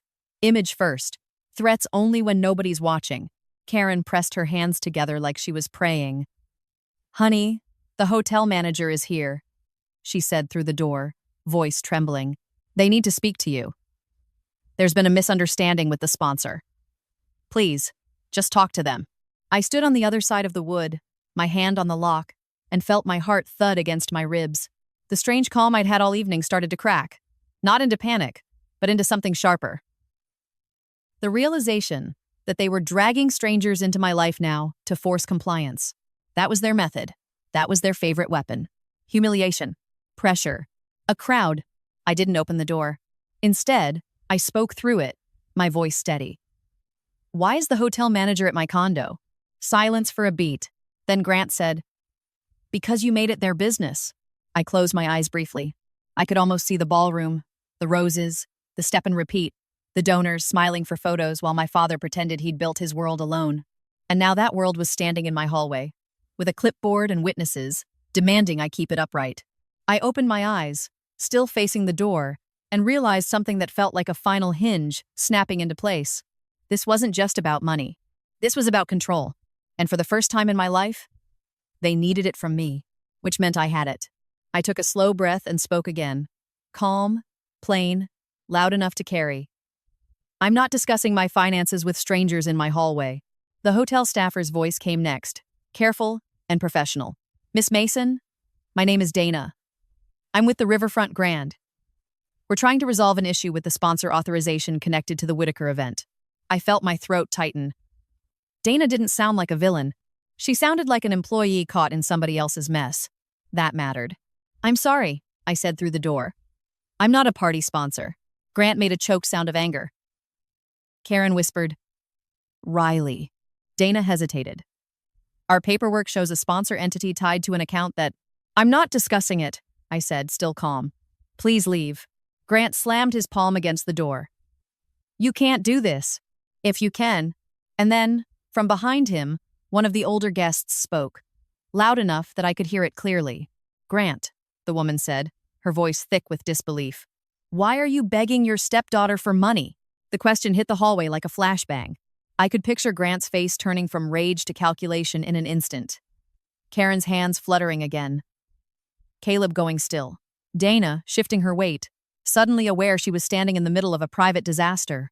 And on my side of the door, in my quiet condo with my documents and my recorded proof, I felt the first real tremor of the collapse because the audience my parents feared most had finally started asking the right question.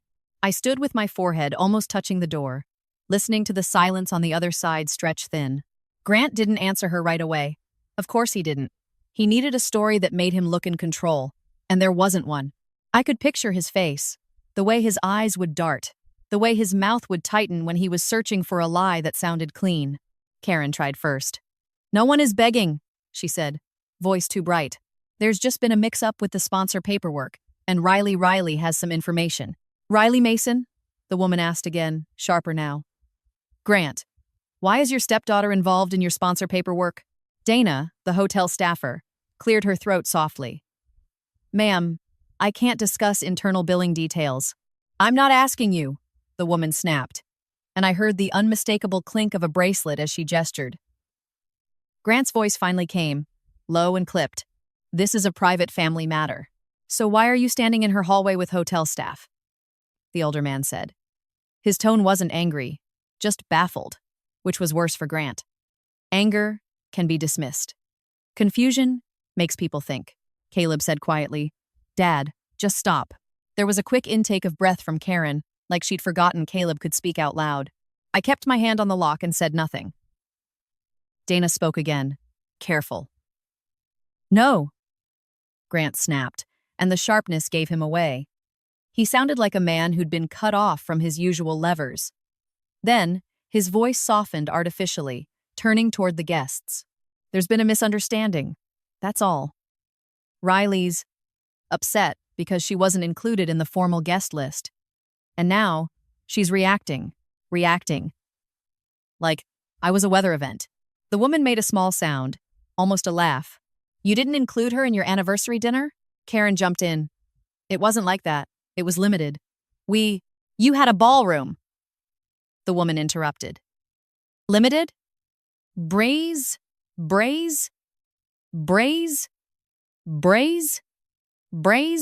I could hear Dana shifting. The clipboard probably held tighter now. She didn't want to be part of this, but she was trapped by her job. Grant tried again, smoother. We're handling it. The older man said, Grant, this is embarrassing. Grant's voice tightened. 8. Not once did he say my name like I was a person. He said, "Riley," like I was a problem. I took a breath and made a decision. If they wanted to use my hallway as a stage, I could at least remove the one thing they had always relied on: my silence. I unlocked the door and opened it fully. The air in the hallway felt colder than my condo, carrying perfume and the faint smell of hotel bar cologne. All of them turned toward me at once. Grant's face went hard. Karen's eyes widened with quick relief, then tightened when she saw my expression. Caleb looked exhausted. Dana looked openly uncomfortable, like she wished the elevator would swallow her whole. The older couple, friends, donors, whatever, they were stared at me with that hungry curiosity people get when they realize they've wandered into a real story. I stood in my doorway barefoot in sweatpants and a t-shirt, hair pulled back, face bare. No blazer, no mask. Just me. "Hi," I said, calm. Karen stepped forward immediately, hands raised. "Riley, thank God. Honey, please, we can fix this." I held up a hand, not aggressive, just a boundary. "I'm not discussing anything inside my home with people I don't know." The older woman blinked, then nodded once as if she respected that. Grant's eyes narrowed. "We don't have time for this." Dana cleared her throat. "Miss Mason, I'm Dana, from the Riverfront Grand. We're trying to resolve an urgent matter regarding the sponsor authorization connected to—" "I understand," I said, and I kept my voice polite because Dana didn't deserve my father's mess. "But I'm not a party sponsor. If the sponsor account changed, you need to address it with the contract holder." Dana's eyes flicked to Grant, then back to me. "The sponsor entity listed is—" Grant cut her off. "Dana, don't." Dana froze, lips pressed together, caught between policy and reality. The older man looked between them. "Grant," he said slowly, "why are you telling hotel staff not to speak?" Grant's face flushed. "Because this is being handled." The older woman's gaze stayed on me. "Sweetheart," she said, and her tone shifted, softening in a way that startled me. I swallowed. My throat felt tight, but I kept my voice steady. "I'm fine," Grant snapped. "Riley, stop performing." I looked at him. "You had security escort me out of your event tonight. It's not Go." Karen flinched. Caleb's jaw clenched. The older woman's eyes widened. "You what?"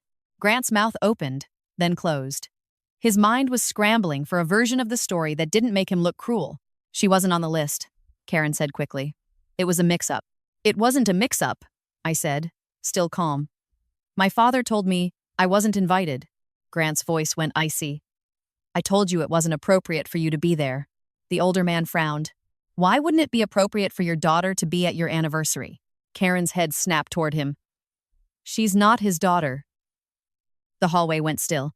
Caleb's eyes flicked to Karen, then to me, like he was watching a car crash in slow motion. I felt the words land in my chest, heavy but familiar. Karen had always drawn that line. She just usually did it behind closed doors. The older woman stared at Karen. "You said she's your stepdaughter." Karen recovered fast, smile trembling. "Of course she's family. I didn't mean—" "It's fine," I said quietly. My voice didn't shake. "That's how it's always been." Grant stepped forward, voice sharp. "This is not the time for therapy. You need to reverse the cancellation. Now." The older man's eyebrows lifted. "Cancellation of what?" Grant glared at him. "Nothing. It's handled." I looked at Dana. "I'm sorry you got dragged here," I said. "But I'm not reauthorizing anything. If the hotel needs updated credit authorization, it should be requested from the person whose name is on the contract." Dana's eyes flicked down at her clipboard. "The contract holder is Mr. Grant Whitaker," she said carefully. The older woman's mouth fell open. She turned to Grant. "So, why are you here?" Grant's face tightened. "Because Riley is interfering." "RX," the older man said. "Interfering with what?" Grant's gaze snapped to me, warning. His eyes said the same thing his voice always had. "Don't you dare." For years, that look had worked. Tonight, it didn't. I reached back into my condo, picked up the black folder from the entry table, and held it in front of me. The silver clasp gleamed under the hallway light. "I'm not interfering," I said. "I'm withdrawing." Karen's voice went thin. "Riley, please don't." Grant lunged for control, speaking over her. "She's bluffing." I flipped the clasp open with my thumb. The sound was small but crisp. Inside were papers. Not emotional letters. Not threats. Receipts. Confirmations. A printed sponsorship agreement. A spreadsheet with dates and amounts. I didn't shove it in anyone's face. I didn't wave it around. I held it steady. Dana's eyes dropped to the paperwork automatically. Professional reflex. The older woman leaned forward slightly. "What is that?" Grant's voice turned dangerous. "Close it." I looked at him, calm. "No." Then I turned to Caleb, because he was the only one in that hallway whose confusion looked real. "You asked what payment," I said. "It was the warehouse lease. And the event sponsor deposit." Caleb went pale. "Riley." Karen made a small choking sound. The older man stared at Grant. "You've been having her pay your warehouse lease?" Grant snapped. "She's lying." Dana looked trapped. She wasn't supposed to speak, but her eyes gave her away. She could read what was in front of her. She could see the sponsor entity.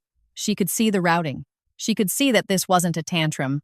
The older woman's voice hardened. "Grant." Karen tried to grab the folder, hands trembling. "Riley, honey, give me that." I stepped back half a step, keeping the folder in my hands. "No. If we are this to everybody." Grant's nostrils flared. "You're doing this to humiliate us." I shook my head slightly.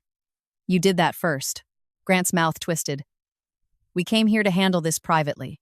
I looked at Dana, then at the older couple. "And yet, you brought an audience," Karen whispered, frantic. "We didn't bring them." They followed. They saw us leave the ballroom. People were asking questions. People were asking questions.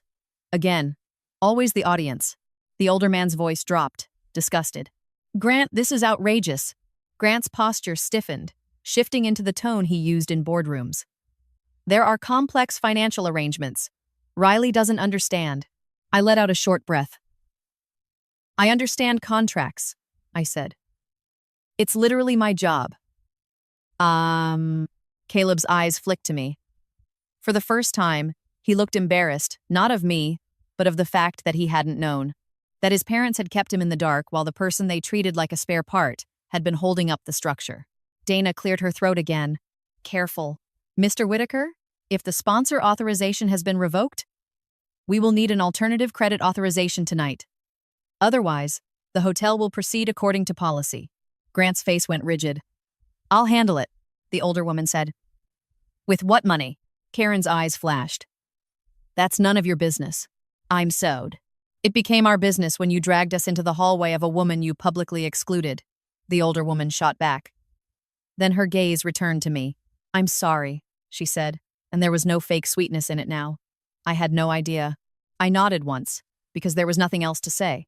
Grant looked at me, voice low, controlled. "You think you've won?" "I don't think that," I said. "I think I'm done." Karen's eyes filled again. "Riley, please, don't do this. We can fix this. We can invite you." "We can." "You already showed me how you invite me," I said softly, "with security." Grant's voice turned sharp again, cracking. "So you're going to destroy us over a guest list?" I held his gaze. "I'm not destroying you. I'm just not paying for you anymore." The words hung there, clean and final. Caleb swallowed hard. "Dad," he said quietly, "why didn't you tell me any of this?" Grant didn't answer. He couldn't. Any answer would expose him further. Dana looked at her clipboard, then back up. "Mr. Whitaker," she said, "I need to know what you want to do." Grant's jaw worked. He looked at Karen, then at Caleb, then at the older couple, and finally back at me. For a moment, his face showed something raw panic.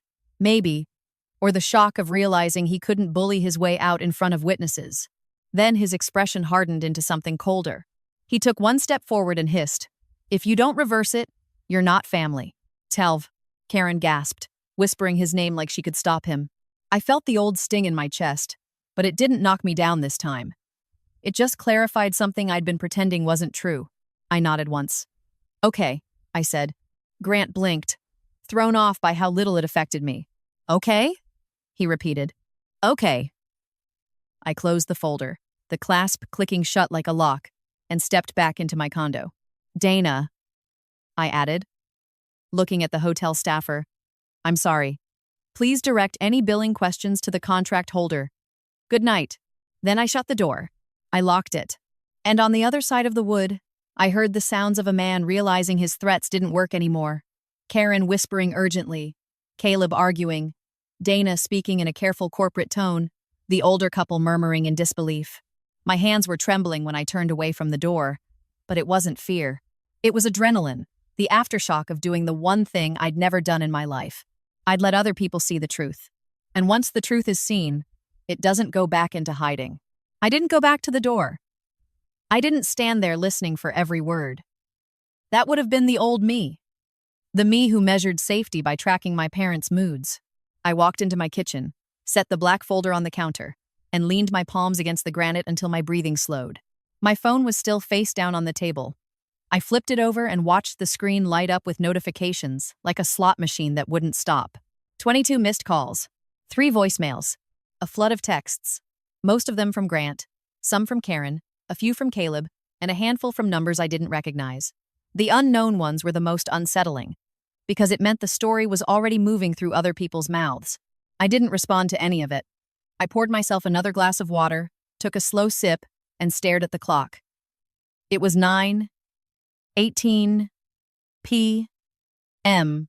15 minutes earlier, my father had been in my hallway, trying to force my hand with witnesses. Now I imagined him back at the hotel, trying to stitch his image together while the seams were splitting. My phone vibrated again. A new voicemail arrived. Then another. I picked up the first one and hit play. Karen's voice came through, strained and breathy, like she'd been crying and then forced herself to stop because someone was watching. Riley, she whispered, please, I'm begging you. Grant is furious. The hotel says they need a credit authorization immediately or they're going to reduce service and people will notice. Please, honey. Just for tonight. We'll talk about everything else later. I promise. It was the same pattern. Crisis now, accountability later. Later never came. I deleted the voicemail without replaying it. The second voicemail was Grant. His voice was quieter than earlier, but the anger was still there, compressed. You think you're smart, he said. You think you're teaching us a lesson. You're going to regret this. You're going to answer your phone and you're going to fix it, because you're the one who set this up. You're responsible. Responsible. Another word he loved. He used it like a leash. I deleted that one too. Then I sat down at my laptop and opened my email, because if I was going to be accused of ruining things, I wanted to know exactly what was happening. I wanted the timeline. I wanted the facts. There was a new email from Dana at the hotel. Miss Mason, due to your request that all billing inquiries be directed to the contract holder, we will proceed accordingly. For your awareness, the event account remains unresolved as of 9:12 p.m. Thank you. I stared at it for a long moment. Dana had done exactly what I asked. She'd been professional. She'd also quietly confirmed the problem wasn't solved. I switched to the landlord email thread. Another update had come in. Notice of default initiated. Guarantor contact attempted. Guarantor. Grant. My stomach tightened again. But it wasn't guilt. It was something closer to grim recognition. He was finally facing the part of his life he'd outsourced to my silence. A text came through from Caleb while I was still staring at the landlord notice. Caleb. Riley, I'm at the hotel. It's a disaster. Please talk to me. Just me. I stared at the message. Caleb had never asked for just me before. That meant he was realizing the ground under him wasn't stable either. He'd built his identity on being the reasonable one, the successful one, the son they trusted. If my father had lied about something this big, what else had he lied about? I didn't reply right away. I needed to be careful, not because I was afraid of Caleb, but because I knew how Karen worked. She used other people like bridges. If I stepped onto the bridge, she'd pull me back into the river. My phone buzzed again. This time a number I recognized only after a second. Aunt Linda, my father's sister. The one person in the family who sometimes spoke to me like I was real. I answered, because if Linda was calling this late, something was happening. Riley, she said immediately. No greeting, no small talk. Her voice was low and urgent. Are you okay? I swallowed. I'm fine. I heard you were thrown out, she said, and the word thrown made my throat tighten. Is that true? Yes. There was a sharp inhale. Jesus. Grant. I closed my eyes for a second. He said I wasn't invited. Linda was quiet then. And now he's telling everyone you sabotaged his event. I opened my eyes. Of course he is. Riley, Linda said, and her voice softened. What's going on with the warehouse? People are saying you've been paying something. 8. I stared at my kitchen wall like it might offer a clean answer. The truth was too big to fit into a polite phone call. Yes, I said. I've been covering the lease. Silence. Then Linda said, How long? 3 years. Oh my God, she whispered. Why? The question hit me again. The same one Caleb asked. This time, I didn't answer with hope. Because it kept him from looking weak, I said. And because I kept believing that mattered. Linda's voice turned hard. It shouldn't have been on you. It was, I said. Are you stopping it? She asked. Yes. Linda exhaled slowly. Good. The word made my chest ache. Not because it was comforting, but because it was rare. Someone in my family agreeing with me without conditions. Grant is melting down, Linda said. Karen too. They're running around like chickens. People are noticing. Let them, I said. Linda hesitated. I need you to understand something. Grant is telling people you're unstable, that you showed up drunk, that security had to remove you because you were causing a scene. I felt my jaw tighten. I wasn't drunk. I know, Linda said quickly. I'm calling because I know, but other people don't. And you know how he is. He'll poison the well. My stomach twisted, but my mind stayed clear. This was the part I'd expected. Karen would rewrite the story for sympathy. Grant would rewrite it for control. They'd turn me into the villain so they could stay the victims. I recorded it, I said. Linda went silent. You recorded what? The hallway conversation, I said. At my door. And I have the paperwork. Linda's breath caught. Riley, do you realize what that means? Yes, I said quietly. It means he can't lie forever. Linda didn't say anything for a moment. Then, be careful. I am, I said. After we hung up, I sat in my kitchen and stared at my phone. My fingers felt cold. My palms were sweaty. I could feel my body buzzing with adrenaline, but underneath it was a steady, stubborn calm. I'd seen the pattern too many times. This wasn't new. The only new thing was that the pattern was finally visible to people outside the family. At 10:02 p.m., the texts shifted. The tone changed, just like in story 1. When demands stopped working, they moved to guilt. Karen, Riley, I can't believe you'd do this to us on our anniversary. Your father is humiliated. Grant, your mother is crying. Is that what you wanted? Karen, please, honey, we're family. People are watching. Grant, you're ruining Caleb's future too. Think about him. Karen, we can't afford this right now. Please. I stared at the last message. We can't afford this right now. Right now. Always right now. Always the crisis. Always the urgency. Always the pressure to make the discomfort stop. I opened my laptop and started doing what I do best. Mapping the system. If the warehouse lease default notice was initiated tonight, what would happen next? There would be a formal notice to the guarantor. There would be a timeline for cure. There would be fees. There would be consequences if it wasn't handled quickly. My father could cover it with a credit line if he still had one. If not, he'd have to scramble. The hotel event would be even faster. If they didn't have credit authorization, they could cut the bar, delay dessert, change staffing. People would notice not because they cared about the party, but because they cared about what it signaled. In my father's world, a wobble in service was a crack in credibility. I didn't need to do anything else. Their panic was already doing the work. But I also knew something else. My father wouldn't accept this quietly. He wouldn't downsize gracefully. He wouldn't say, "We made mistakes." He would lash out. He would try to regain control by attacking the one thing I cared about, besides my own sanity, my business. At 10:27 p.m., my assistant emailed me. Subject, urgent. Caller, Riley. Sorry to bother you this late. A man identifying himself as Grant Whitaker called the office line and demanded to speak to you. He was agitated and wouldn't leave his number. I told him you were unavailable. He said he would make sure everyone knows what kind of person you are. My stomach dropped, not because I was surprised, but because it confirmed my fear. He was escalating beyond the family.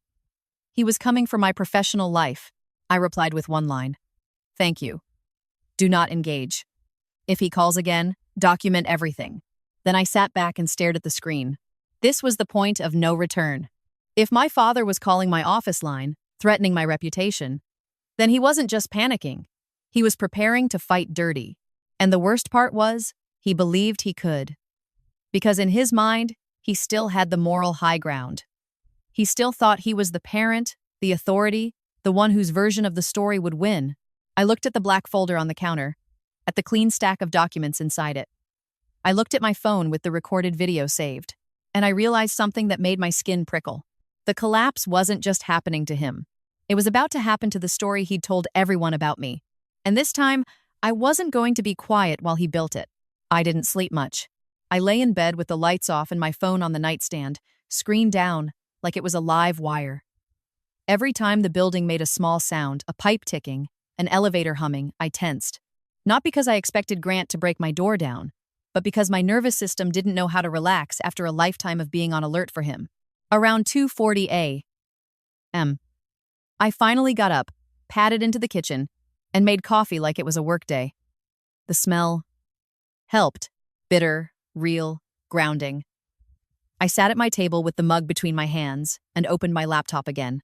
If Grant wanted to make sure everyone knows what kind of person I was, then I needed to decide what kind of person I was going to be in public. Not angry, not vengeful, not dramatic. Accurate.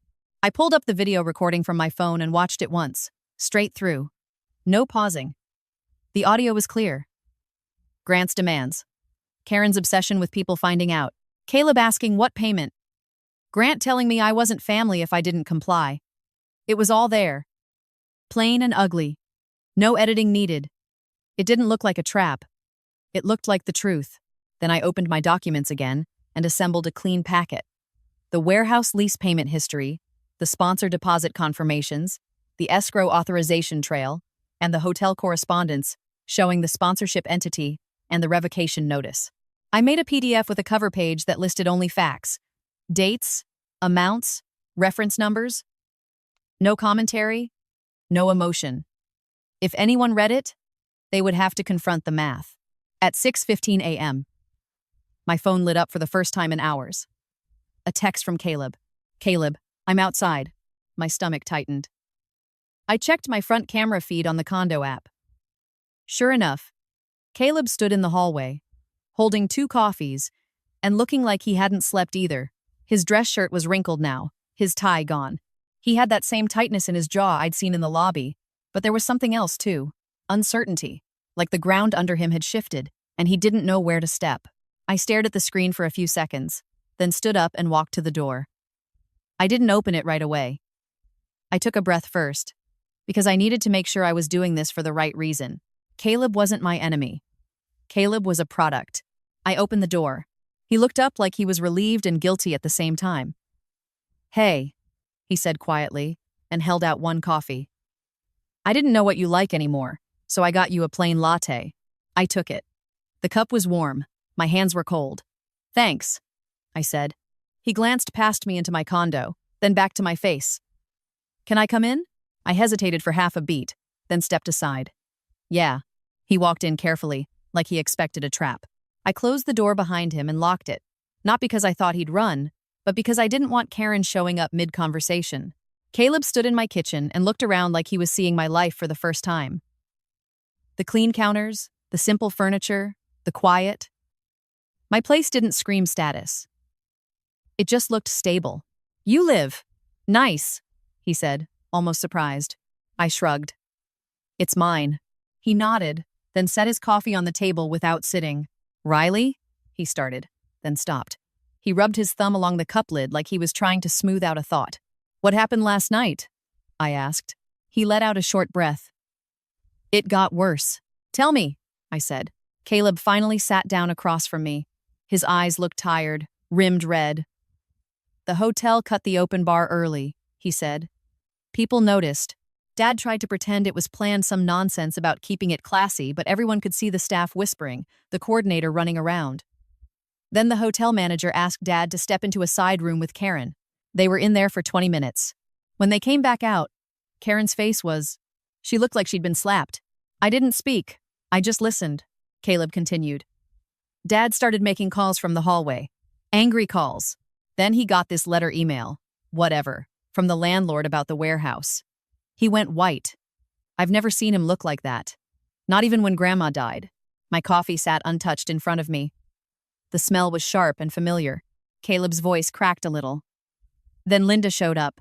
My eyebrows lifted. Aunt Linda, he nodded. Yeah. She came over to Dad and Karen and said something in Dad's ear that made him explode. He started yelling at her, right there in the lobby. Then he stormed out, dragging Karen behind him. And people, Riley. People watched. Not just the random guests. His board members, clients, the whole crowd. I felt my chest tighten. Not sympathy. Exactly. More like inevitability. Grant Whitaker's control always depended on being able to keep his mess behind closed doors. Caleb stared at his hands. I stayed. Because I needed to understand. I asked the hotel manager what the sponsor issue was, and he wouldn't tell me details. But he said the sponsor entity revoked authorization. He said Dad's contract was still valid, which meant Dad was on the hook. I nodded once. He is. Caleb looked up at me, eyes searching. Riley, is it true? All of it? The warehouse, the sponsor deposit? Have you been paying that? Yes, I said. His face tightened. Why didn't you tell me? I didn't answer right away. I took a sip of coffee, forcing myself to swallow, buying time. Because if I told you, I said slowly. Caleb blinked. Is that bad? It would have put you back in the same role, I said. Cleaning up after them, carrying it, and you didn't even know you were already standing on it. He stared at me, and I could see the truth landing in him like weight. Dad told me the warehouse was handled, he said, voice low. He told me he renegotiated. He told me it was a growth move, and that everything was stable. He told you what made him look good, I said. Caleb's jaw clenched. He also told people last night that you showed up drunk. My stomach flipped, sharp and hot. Of course he did. Caleb held my gaze. I told them that wasn't true. I said you weren't drunk. But people were already choosing sides. Dad was telling anyone who would listen that you were unstable, that you were jealous, that you were trying to ruin them. I nodded, slow. That's why you're here. Caleb looked away. I don't know what I'm here for, he admitted. I didn't know. I didn't know they treated you like that. I didn't know you were paying. I didn't know. His voice cut off, and he swallowed hard. I watched him closely. Caleb was a lawyer. He'd built his life around arguments and facts. But what was happening now wasn't a case. It was a family lie unraveling. What did you do when you saw me in the lobby? I asked. Caleb flinched. I didn't do anything. My throat tightened. He stared at the table. Because. Dad gets like that. And Karen. Karen will punish you for weeks if you challenge her in front of people. You know that. It's easier to stay quiet. I felt something shift in me. Not forgiving, but understanding the shape of it. The rules he lived under weren't the same as mine, but they were still rules. And you think staying quiet is why you didn't know, I said. Caleb nodded once. Small. Yeah. I leaned back in my chair, exhaling. So what now? Caleb looked up, and his eyes were wet, which surprised me. Now Dad is going to come after you, he said. Not just emotionally, professionally.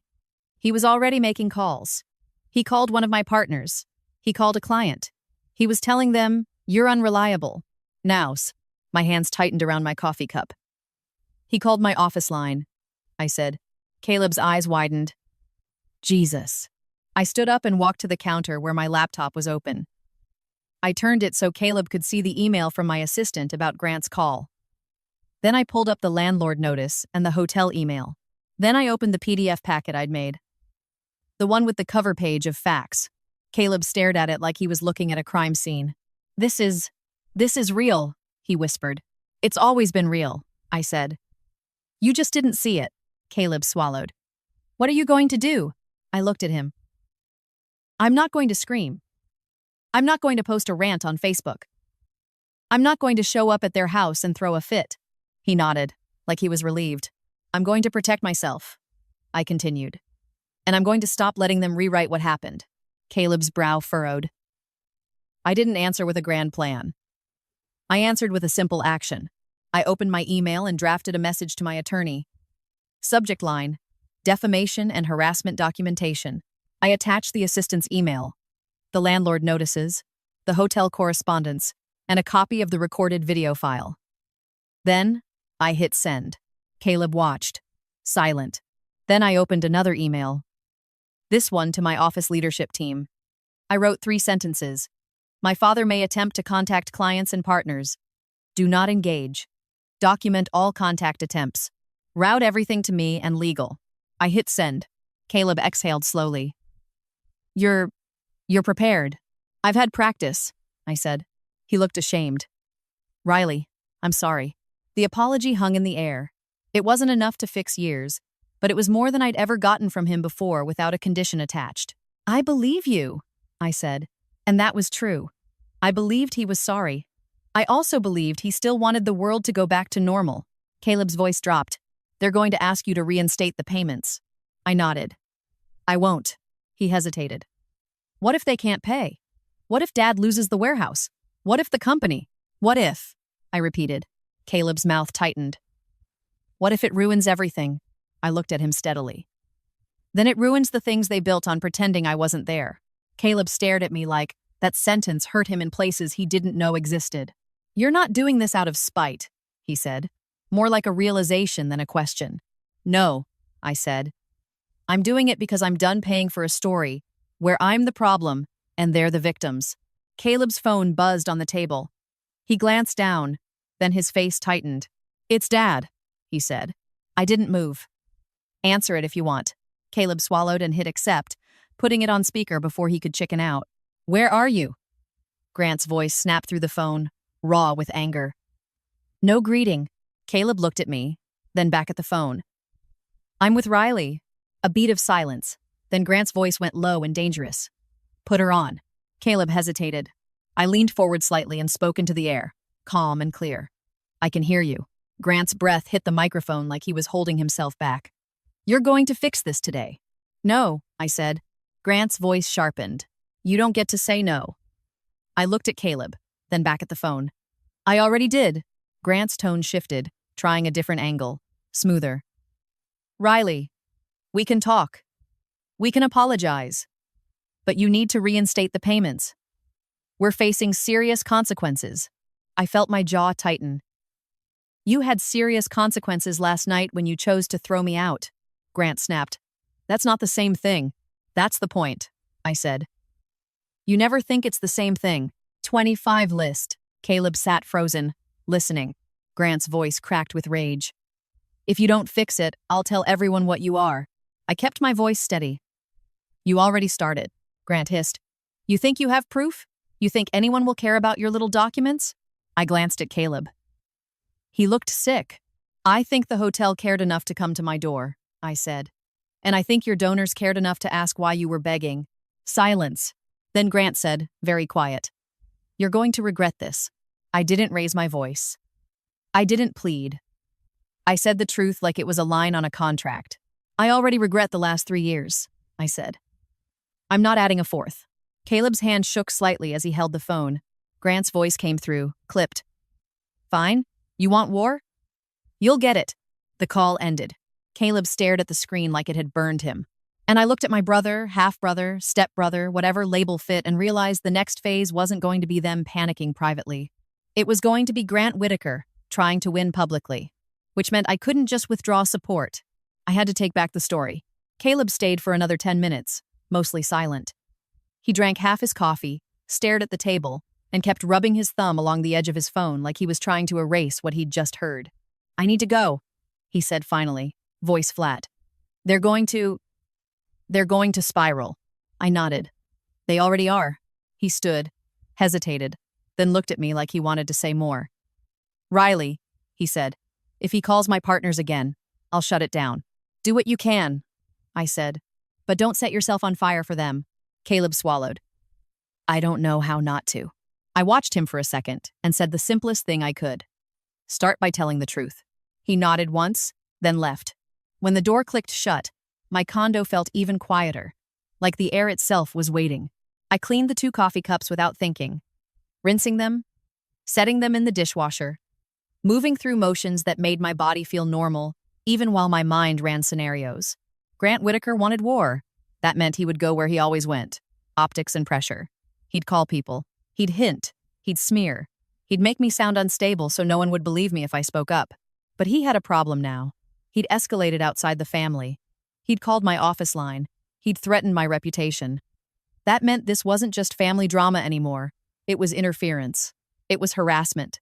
It was something I could address in a way he couldn't dismiss as Riley being emotional. At 8:10 I got a call from my attorney, Marissa Chen. Marissa was the kind of lawyer who spoke in calm sentences that sounded like decisions, not opinions. She didn't get excited. She got clear. Riley, she said, I reviewed what you sent. First, I'm sorry. Thanks, I said, and my voice sounded steadier than I felt. Second, Marissa continued, you have 2 separate issues. One is family and finance. The other is reputational harm. We can't control the first. We can control the second. I stared at my laptop screen. He's going to keep calling people. Then we create a paper trail, Marissa said. We send a formal cease and desist. We notify your staff. We document every call. If he persists, we escalate. I exhaled slowly. I don't want to sue him. I didn't say sue, Marissa replied. I said protect yourself. That word protect settled something in me. It felt different than revenge. It felt clean, Marissa continued. Do not publish the recording publicly right now. Not yet. You keep it as evidence. If he lies in a way that materially harms you, we respond with facts through proper channels. Okay, I said. And one more thing, she added.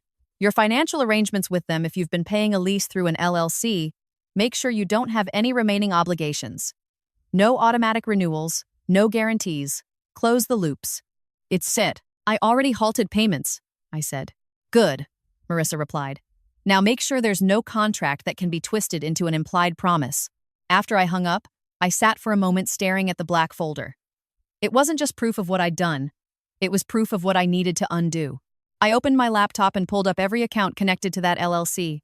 The escrow service, the sponsorship entity, the vendor reimbursements, anything I'd ever touched for them. I started a list and worked through it like I was auditing a company. Warehouse lease payment, canceled, authorization, revoked, confirmation received. Hotel sponsor deposit, revoked, confirmation pending. Compliance consultant invoice, for Caleb, closed. Insurance reimbursements, terminated last year.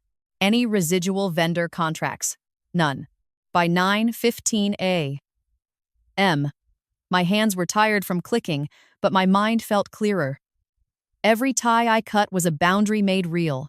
At Neo. For Teotoa. M. My assistant forwarded me an email. Subject.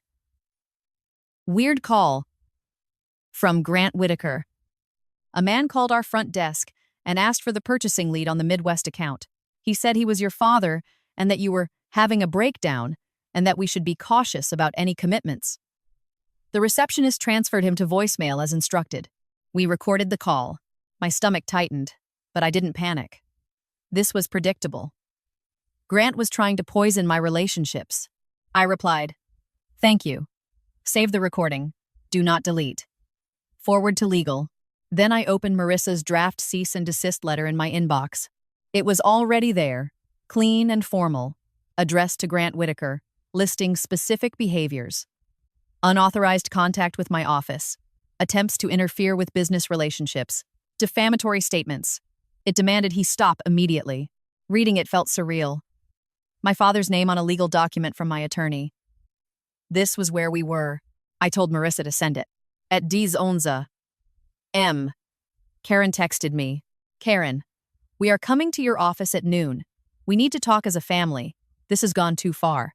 No request. A declaration. I stared at the message and felt my jaw tighten. The last place I wanted them was my office, in front of my team. I didn't reply. At 11:58 a.m., my receptionist messaged, "They're here." My stomach dropped anyway. Not fear, impact. Like a car hitting a pothole you saw coming but still felt. I stood up, smoothed my blouse, and walked to the front lobby. My office was in a mid-rise building in the West Loop. Glass doors, clean lines, bright lighting, a place that smelled like coffee and printer toner. The lobby had my firm's name on the wall in simple letters. Creative, but not flashy. Professional. Grant stood near the reception desk like he owned the building. Karen hovered at his side, makeup perfect again, hair reset, expression carefully pained. Caleb was there too, shoulders tense, eyes scanning the room like he was bracing for a scene. My receptionist looked at me with a nervous, apologetic expression. I gave her a small nod to let her know she hadn't done anything wrong. Grant's face tightened when he saw me. "Finally," he said. I kept my voice calm. "This is a workplace. You can't just show up. Karen stepped forward, hands clasped like she was trying to look humble. "Riley, honey, we didn't know what else to do. You won't answer. I saw your messages," I said. Grant cut in. "And you ignored them." "I did," I said. Caleb shifted. "Riley." Grant snapped at him without looking. "Stay out of it." Caleb's jaw clenched. "Dad, don't." I looked at my father. "You have 5 minutes. Then you leave." Grant laughed once, harsh. 5 minutes? Who do you think you are?" I didn't answer with a speech. I gestured toward a small glass conference room off the lobby. "In there," I said. "So my employees don't have to listen." Karen's eyes flicked around the lobby, checking for witnesses. She nodded quickly, grateful for any controlled space. We went into the conference room. The glass walls were partly frosted, but you could still see silhouettes outside. Grant hated that. He liked closed doors where he could dominate. I stayed standing. So did Grant. Grant started immediately. "You're going to reinstate the payments." "No," I said. Karen flinched. "Riley, please." Grant slammed his palm lightly on the table, not loud enough to alarm the whole office, but enough to claim the space. "You don't get to destroy my company over your feelings." I felt something cold settle in my chest. "You don't get to call my office and tell my clients I'm having a breakdown." Grant's eyes narrowed. "I was warning them." "You were lying," I said. Karen's mouth tightened. "Riley?" Grant was upset. "Everyone is upset." "I wasn't upset when he had security escort me out," I said. "He wasn't upset enough to stop." Karen's face crumpled slightly. "We didn't want a scene." "You created one," I said. Caleb spoke quietly. "Dad, you told people she was drunk." Grant's head snapped toward him. "I told them she was acting irrational." "You said she was drunk," Caleb repeated, firmer. "Linda heard you." Grant's eyes flashed. "Linda is stirring the pot." I looked at Karen. "Why wasn't I invited?" Karen's lips parted, then closed. Her eyes darted to Grant, then back to me. She tried to speak softly. "We didn't think it would go well." "Because you thought I'd embarrass you?" I asked. Karen swallowed. "It was a donor event. It was important. Relationist. And I'm not," I said. Not as a question. Karen's eyes filled. But she didn't deny it. Grant stepped closer to me, lowering his voice like he was trying to reassert the father role. "Listen, you had your moment. You made your point. Now you undo it. You can come to dinner next week. We'll talk. We'll apologize. But you restore what you took." I held his gaze. "I didn't take anything. You pulled funding," he snapped. "That was ours." I felt my mouth go dry. "It was never yours." "It's not," Karen whispered. "Riley, please. The warehouse is in default. The bank is asking questions. If this goes public..." Grant cut her off. "Enough." He looked at me again, eyes hard. "You're going to fix it because you owe us." The words hit like a slap because they were honest. Not a mistake? Not a misunderstanding? "Oh." I took a slow breath and said, very clearly, "I don't owe you anything." Grant's face darkened. Karen's voice jumped in, desperate. "We gave you a home. Any." I nodded once. "And you charge me for it every day." Silence.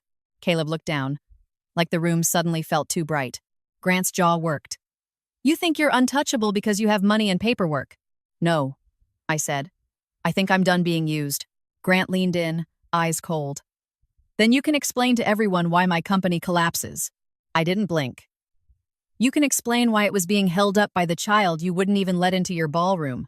Oh, Karen made a small sound, and I could tell she wanted to argue, but she couldn't. Because that sentence was too clean.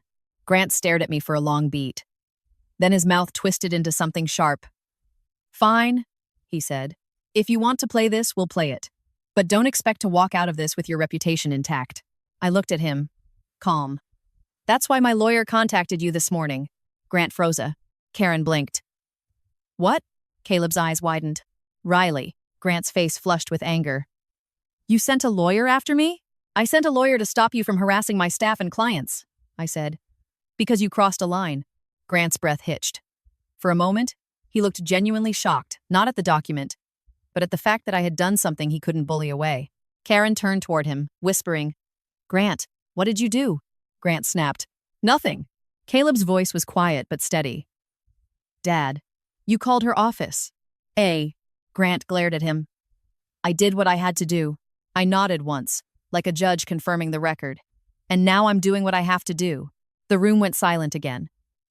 Outside the glass walls, I saw a shadow pause one of my employees passing by, slowing, then moving on. They could sense tension even if they couldn't hear words. Grant's voice dropped, bitter. So, that's it. You're going to let your family drown. I felt something loosen in my chest. Not relief. Finality. No, I said. I'm going to stop drowning with you. Grant stared at me with a look that promised retaliation. Karen looked like she might faint. Caleb looked trapped between loyalty and truth. And I realized the next step wasn't convincing them. They didn't come here to understand. They came here to regain control. So I opened the door of the conference room, stepped out into the lobby, and called my office manager over with a simple gesture. Please escort them out, I said, loud enough for them to hear. Not cruel, just firm. If they refuse, call building security. Grant's face went white with rage. Karen gasped. Caleb stood quickly, eyes wide. Riley? Karen whispered. Don't do this. I looked at her, calm. I'm just following the rules you taught me, I said. This isn't the place. Impressed. Then I turned back toward my desk, leaving them standing in the glass room with their perfect clothes and their collapsing story. And for the first time in my life, I didn't feel like the small one. I worked the rest of the day like my father hadn't been standing in my lobby an hour earlier, threatening my reputation like it was a switch he could flip. That was the part of me he never understood. I didn't fall apart when I was pressured. Pressure was where I lived. Still, the air in the office felt slightly different. People didn't ask questions directly, but I caught small signs an assistant, pausing a fraction too long near my door. My operations lead looking at me with a careful expression when we passed in the hallway. They'd seen my family escorted out. They'd heard the edge in Grant's voice through the glass.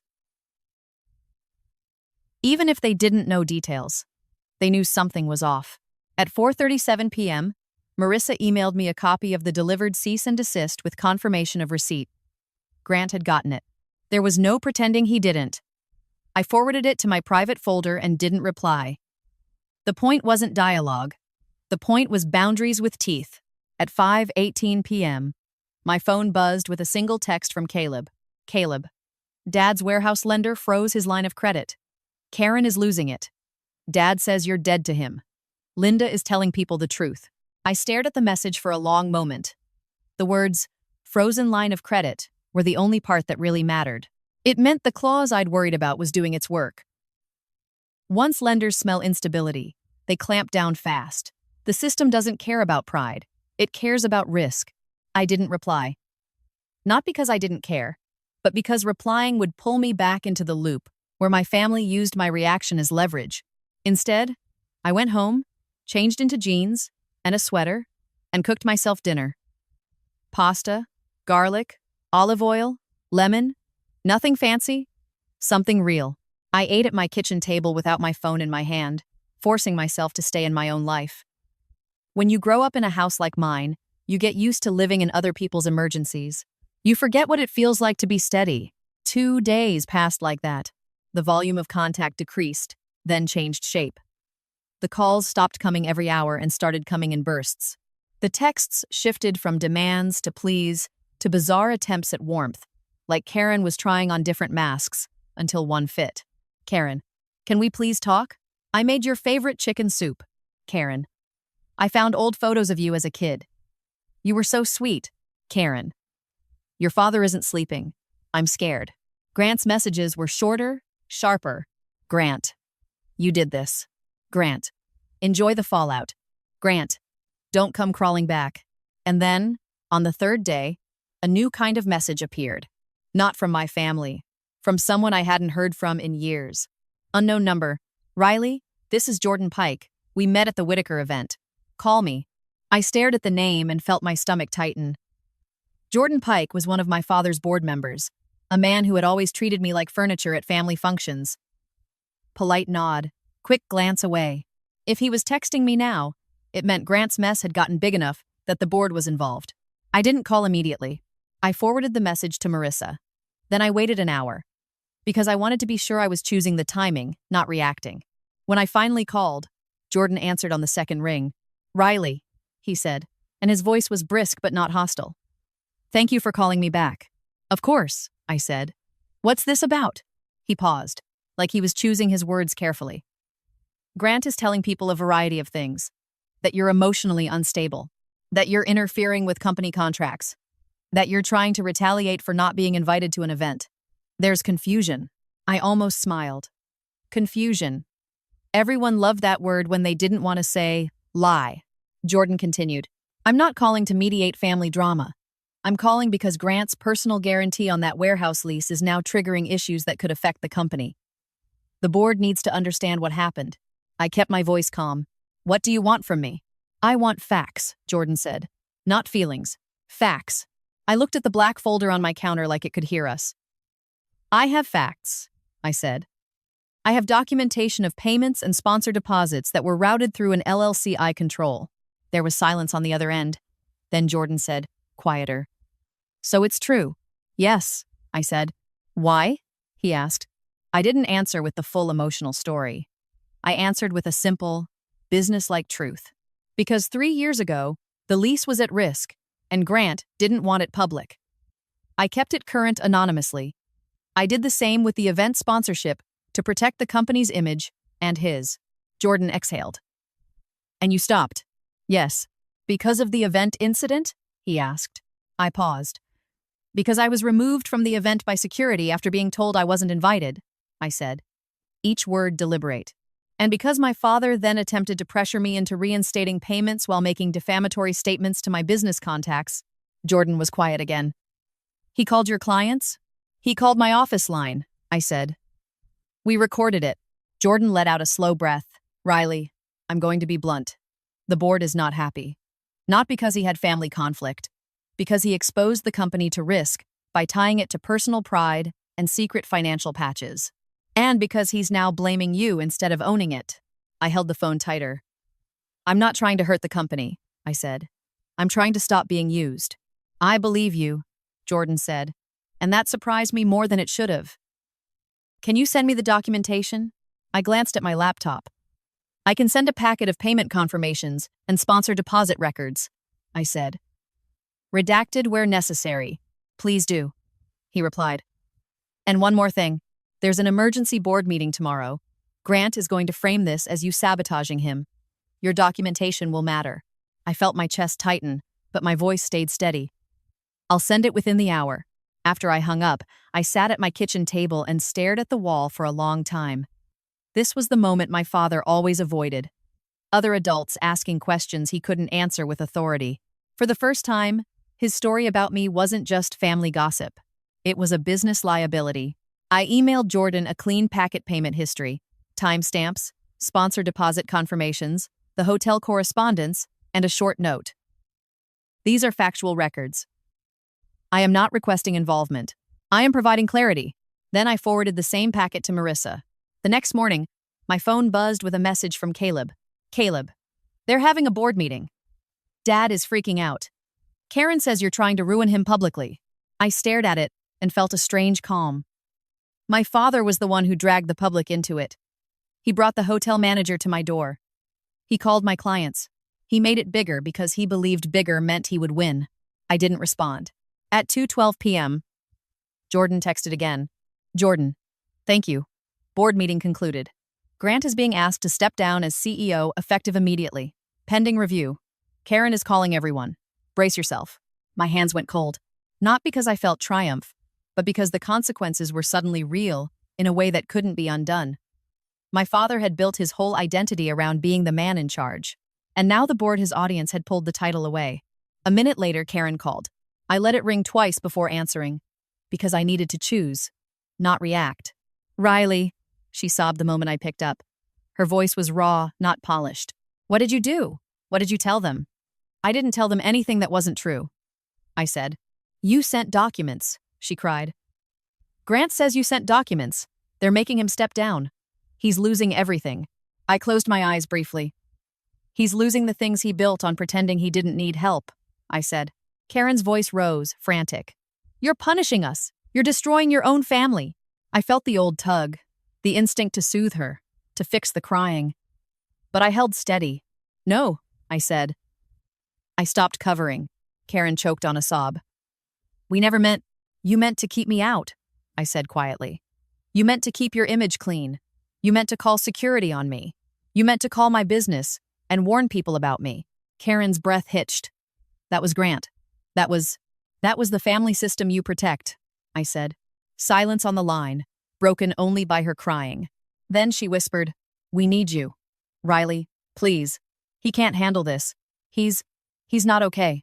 I stared at my kitchen counter, at the black folder that had started all this, and I realized the twist I hadn't expected wasn't that my father would fall. It was that when he did, they would still reach for me, like I was the emergency lever. Karen's voice came softer, desperate. If you fix the payments, if you help us stabilize the warehouse, the board might reconsider. We can tell them it was a misunderstanding. I cut her off gently. I'm not doing that. Karen's sob caught. Riley, I'm not reinstating anything, I said, and I'm not asking anyone to punish him. These are consequences. Her voice turned sharp through tears. So that's it? You're just going to watch him collapse? I took a breath. I'm going to stop collapsing with him, I said. Karen went silent. Then, in a small voice, she said something that landed harder than any insult Grant had ever thrown at me. You don't understand, she whispered. If Grant isn't the provider, we don't know how to be. I sat very still, phone pressed to my ear, and felt a cold clarity wash through me. All those years, I thought they excluded me because I wasn't enough. But the truth was simpler and uglier. They excluded me because my existence proved they weren't necessary. And now, with his title gone and their image cracking, everything they believed about themselves was collapsing right in front of the audience they'd spent their lives trying to impress. After Karen said that, I didn't rush to comfort her. I didn't fill the silence with reassurances. I just listened to her breathing on the other end of the line, uneven and small, like she was finally hearing herself out loud. I'm not your provider, I said quietly. Karen made a soft sound, half sob and half protest. Riley, please. I didn't mean. You did, I said, still calm. You meant it. You just never said it to me before. There was a long pause, and then her voice shifted, less frantic, more exposed. We don't know what to do, she whispered. The warehouse lender froze the line. The landlord is talking about filing. The board people are calling. Grant is pacing. He won't eat. He keeps saying your name like it's a curse. I closed my eyes, not because I wanted to picture him suffering, but because I needed to keep my own center. The old instinct to fix flared up like a reflex. If he won't eat, bring food. If he's pacing, calm him down. If people are calling, handle it. Step in, save them, restore order. That old instinct had been my whole relationship with them, and it had cost me everything quiet. I'm sorry he's spiraling, I said. And I meant that in the way you're sorry when someone you care about makes choices that lead them into a wall. Karen's voice turned desperate again. Riley, you don't understand how bad it is. If the landlord files a notice of default, it'll be public. People will know. Grant will be ruined. I let her words hang there for a moment. Then I said, he already ruined himself when he decided his pride mattered more than my dignity. Karen inhaled sharply. It wasn't about pride. It was about image. I finished for her. It always is, Karen cried quietly. The sound carried through the phone in a way that felt more real than her staged tears in my hallway. These weren't the tears she used for sympathy. These were the tears of a woman realizing the ladder she'd been climbing had been leaning against a wall that wasn't permanent. Riley, she said softly, if you just reinstate the warehouse payment for a few months, we can refinance. We can sell something. We can… I cut her off, not harshly. No. The firmness in my voice seemed to stun her. I will help you in one way, I said. Karen's breath hitched. What? I'll tell you the truth, I said. And you can do whatever you want with it. Silence. Then she whispered, okay. I stared at my kitchen wall and chose my words carefully, like I was drafting a contract. You and Grant built your life on a story where you were the center. I said, where you were the reason things worked. Where your kids were props you could show off or hide depending on what made you look better. And you used money to keep the story smooth. You used silence to keep it clean. I was part of that system. Even when you treated me like I wasn't. Karen's breathing was shaky. And now, I continued, the system is changing. Not because I'm attacking you, because I stopped holding it up. If Grant's company can't survive without secret patches, that's not my fault. If your life can't function without an invisible provider, that's not my responsibility. Karen whispered, but we're family. 8. I opened my eyes. Family doesn't throw security at you, I said. Family doesn't call your office to sabotage you. Family doesn't decide you don't belong and then show up demanding your help. A long pause. Then Karen said, small, I'm sorry. It was the first time she'd said it without adding a condition. No, but. I didn't soften. I didn't harden. I simply acknowledged it. Okay, I said. Karen sniffed. What happens now? I took a breath. Now you figure out your own finances, I said. Grant sells what he needs to sell. You downsize. You stop spending like you're untouchable. Caleb and I are not your safety net. Karen's voice went sharp. Caleb can't. Caleb can choose what he does, I said. But I'm not doing this anymore. Karen cried again, quieter. Grant is going to hate you forever. I felt something in my chest loosen. He's been hating the parts of me he couldn't control for a long time, I said. He just didn't say it out loud until now. Karen went silent. I added, if you want a relationship with me, it starts with a different rule. Karen's breath caught. What rule? No more pretending, I said. No more rewriting. Karen whispered, I don't know if Grant can do that. I'm not negotiating with Grant, I said. I'm telling you the terms of my life. Another long pause. Then Karen said, exhausted. Okay. We hung up, and I sat there for a minute with my phone in my hand, staring at nothing. My coffee mug was still on the table from that morning, cold now. The city outside my windows looked normal. People walked, cars moved. Somewhere, a siren wailed and faded. I expected to feel victorious. I didn't. What I felt was grief. Not for Grant. Not even for Karen. For the version of family I'd kept trying to buy with invisible payments and quiet forgiveness. That family didn't exist. It never had. 2 weeks passed. The first week was chaos on their side and quiet on mine. I heard details through Linda, who texted me updates like she was reporting weather. Grant's company appointed an interim CEO. The board launched a review. The warehouse landlord filed the notice of default. Grant tried to secure a short-term loan and got rejected. Karen started calling realtors, finally letting go of the house she'd treated like a symbol instead of a home. Caleb texted me once during that week. Caleb, Dad is selling his boat. I didn't even know he had a boat. I stared at the message and felt a strange sting. Not the boat itself, the secrecy, the double life of pride and panic. I replied with 2 words. I'm okay. The second week, something shifted. The frantic calls stopped. Karen didn't text daily anymore. Grant went quiet, which was more telling than any insult. People in their circle moved on to the next topic, the next scandal, the next shiny thing. That's how those circles work. They pretend to care until caring becomes inconvenient.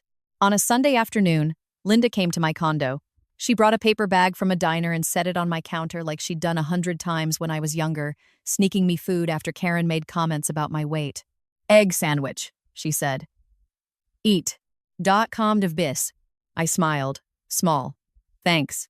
She watched me for a second. You holding up? I nodded. Yeah. Linda leaned against the counter. Grant is furious. I know, I said. But, Linda added, he's also scared. That surprised me, even though it shouldn't have. Scared of what? Linda shrugged. Scared of being ordinary. Scared of people seeing he's not the man he sells. Scared of losing control. I took a bite of the sandwich, letting the warmth hit my tongue. That's not my problem, I said. Linda nodded. Good. She hesitated, then said, Karen told me something. I looked up. Linda's voice softened. She said the reason she didn't want you at that event wasn't because you'd embarrass them. My stomach tightened. Then why? Linda sighed. She said she was afraid you'd make them look like liars. I frowned. Liars about what? Linda met my eyes. About needing you. About never talking about you. About pretending the life they have is because of Grant and Caleb and smart choices. You standing there, confident, successful, not needing them, she said, it made her feel exposed. Like someone could look at you and see the truth. That they didn't build you. They couldn't control you. And they couldn't claim you without admitting they'd ignored you. The words settled in my chest like cold water. All those years, I thought my success was invisible to them because they didn't value it. A part of me still believed that. But this was a different angle, and it fit in a way that hurt. They didn't ignore my success because it was small. They ignored it because it was proof. Proof that their judgment wasn't law. Proof that their approval wasn't necessary. Proof that their story wasn't the only story. Linda watched me carefully. You don't have to forgive them, she said. But don't doubt what you did. You didn't burn the house down. You stopped supplying the gasoline. Just court Pete. I swallowed, throat tight. I know. A month later, I got a letter in the mail. Not an email, not a text, an actual letter, folded in half, my name handwritten on the envelope. Grant Whitaker's handwriting. I stared at it for a long time before opening it, not because I was afraid of the words, but because I was afraid of what the words might do to the part of me that still wanted a father. Inside was one page. No apology, no warmth, just a few sentences written like a business note. Riley, Karen tells me you want boundaries. Fine. I won't contact your office again. We're selling the house. The warehouse will be handled. Do not involve yourself further. Grant. I read it twice. My first reaction was anger. How even now he couldn't say sorry. How even now he tried to phrase it like he was granting me something. Then my second reaction came. Quieter. He didn't ask for money. He didn't demand. He didn't threaten. It wasn't love. It wasn't reconciliation. But it was a change in behavior, which was more meaningful than any dramatic apology could have been. I set the letter down and looked around my condo, my clean kitchen, my quiet life, the folder of documents that had turned into a boundary instead of a weapon, my phone, finally calm. I didn't reinstate the payments. I didn't save them. They sold the house. They downsized. Grant stopped being the man in charge. The world didn't end. It just got smaller, and maybe more honest. 2 months after the anniversary disaster, Karen texted me one line. Karen, would you have lunch with me? Just us. I stared at it, heart steady. No rush, no panic, no need to prove anything. I replied, maybe, and I meant it. Because the revenge wasn't the collapse of Grant Whitaker's image. The revenge was the fact that I could finally choose. I could finally hold my life in my own hands without paying for a role I never agreed to play. I didn't get the family I wanted, but I got something better. I got my own respect back, and it stayed quietly, firmly no matter who approved.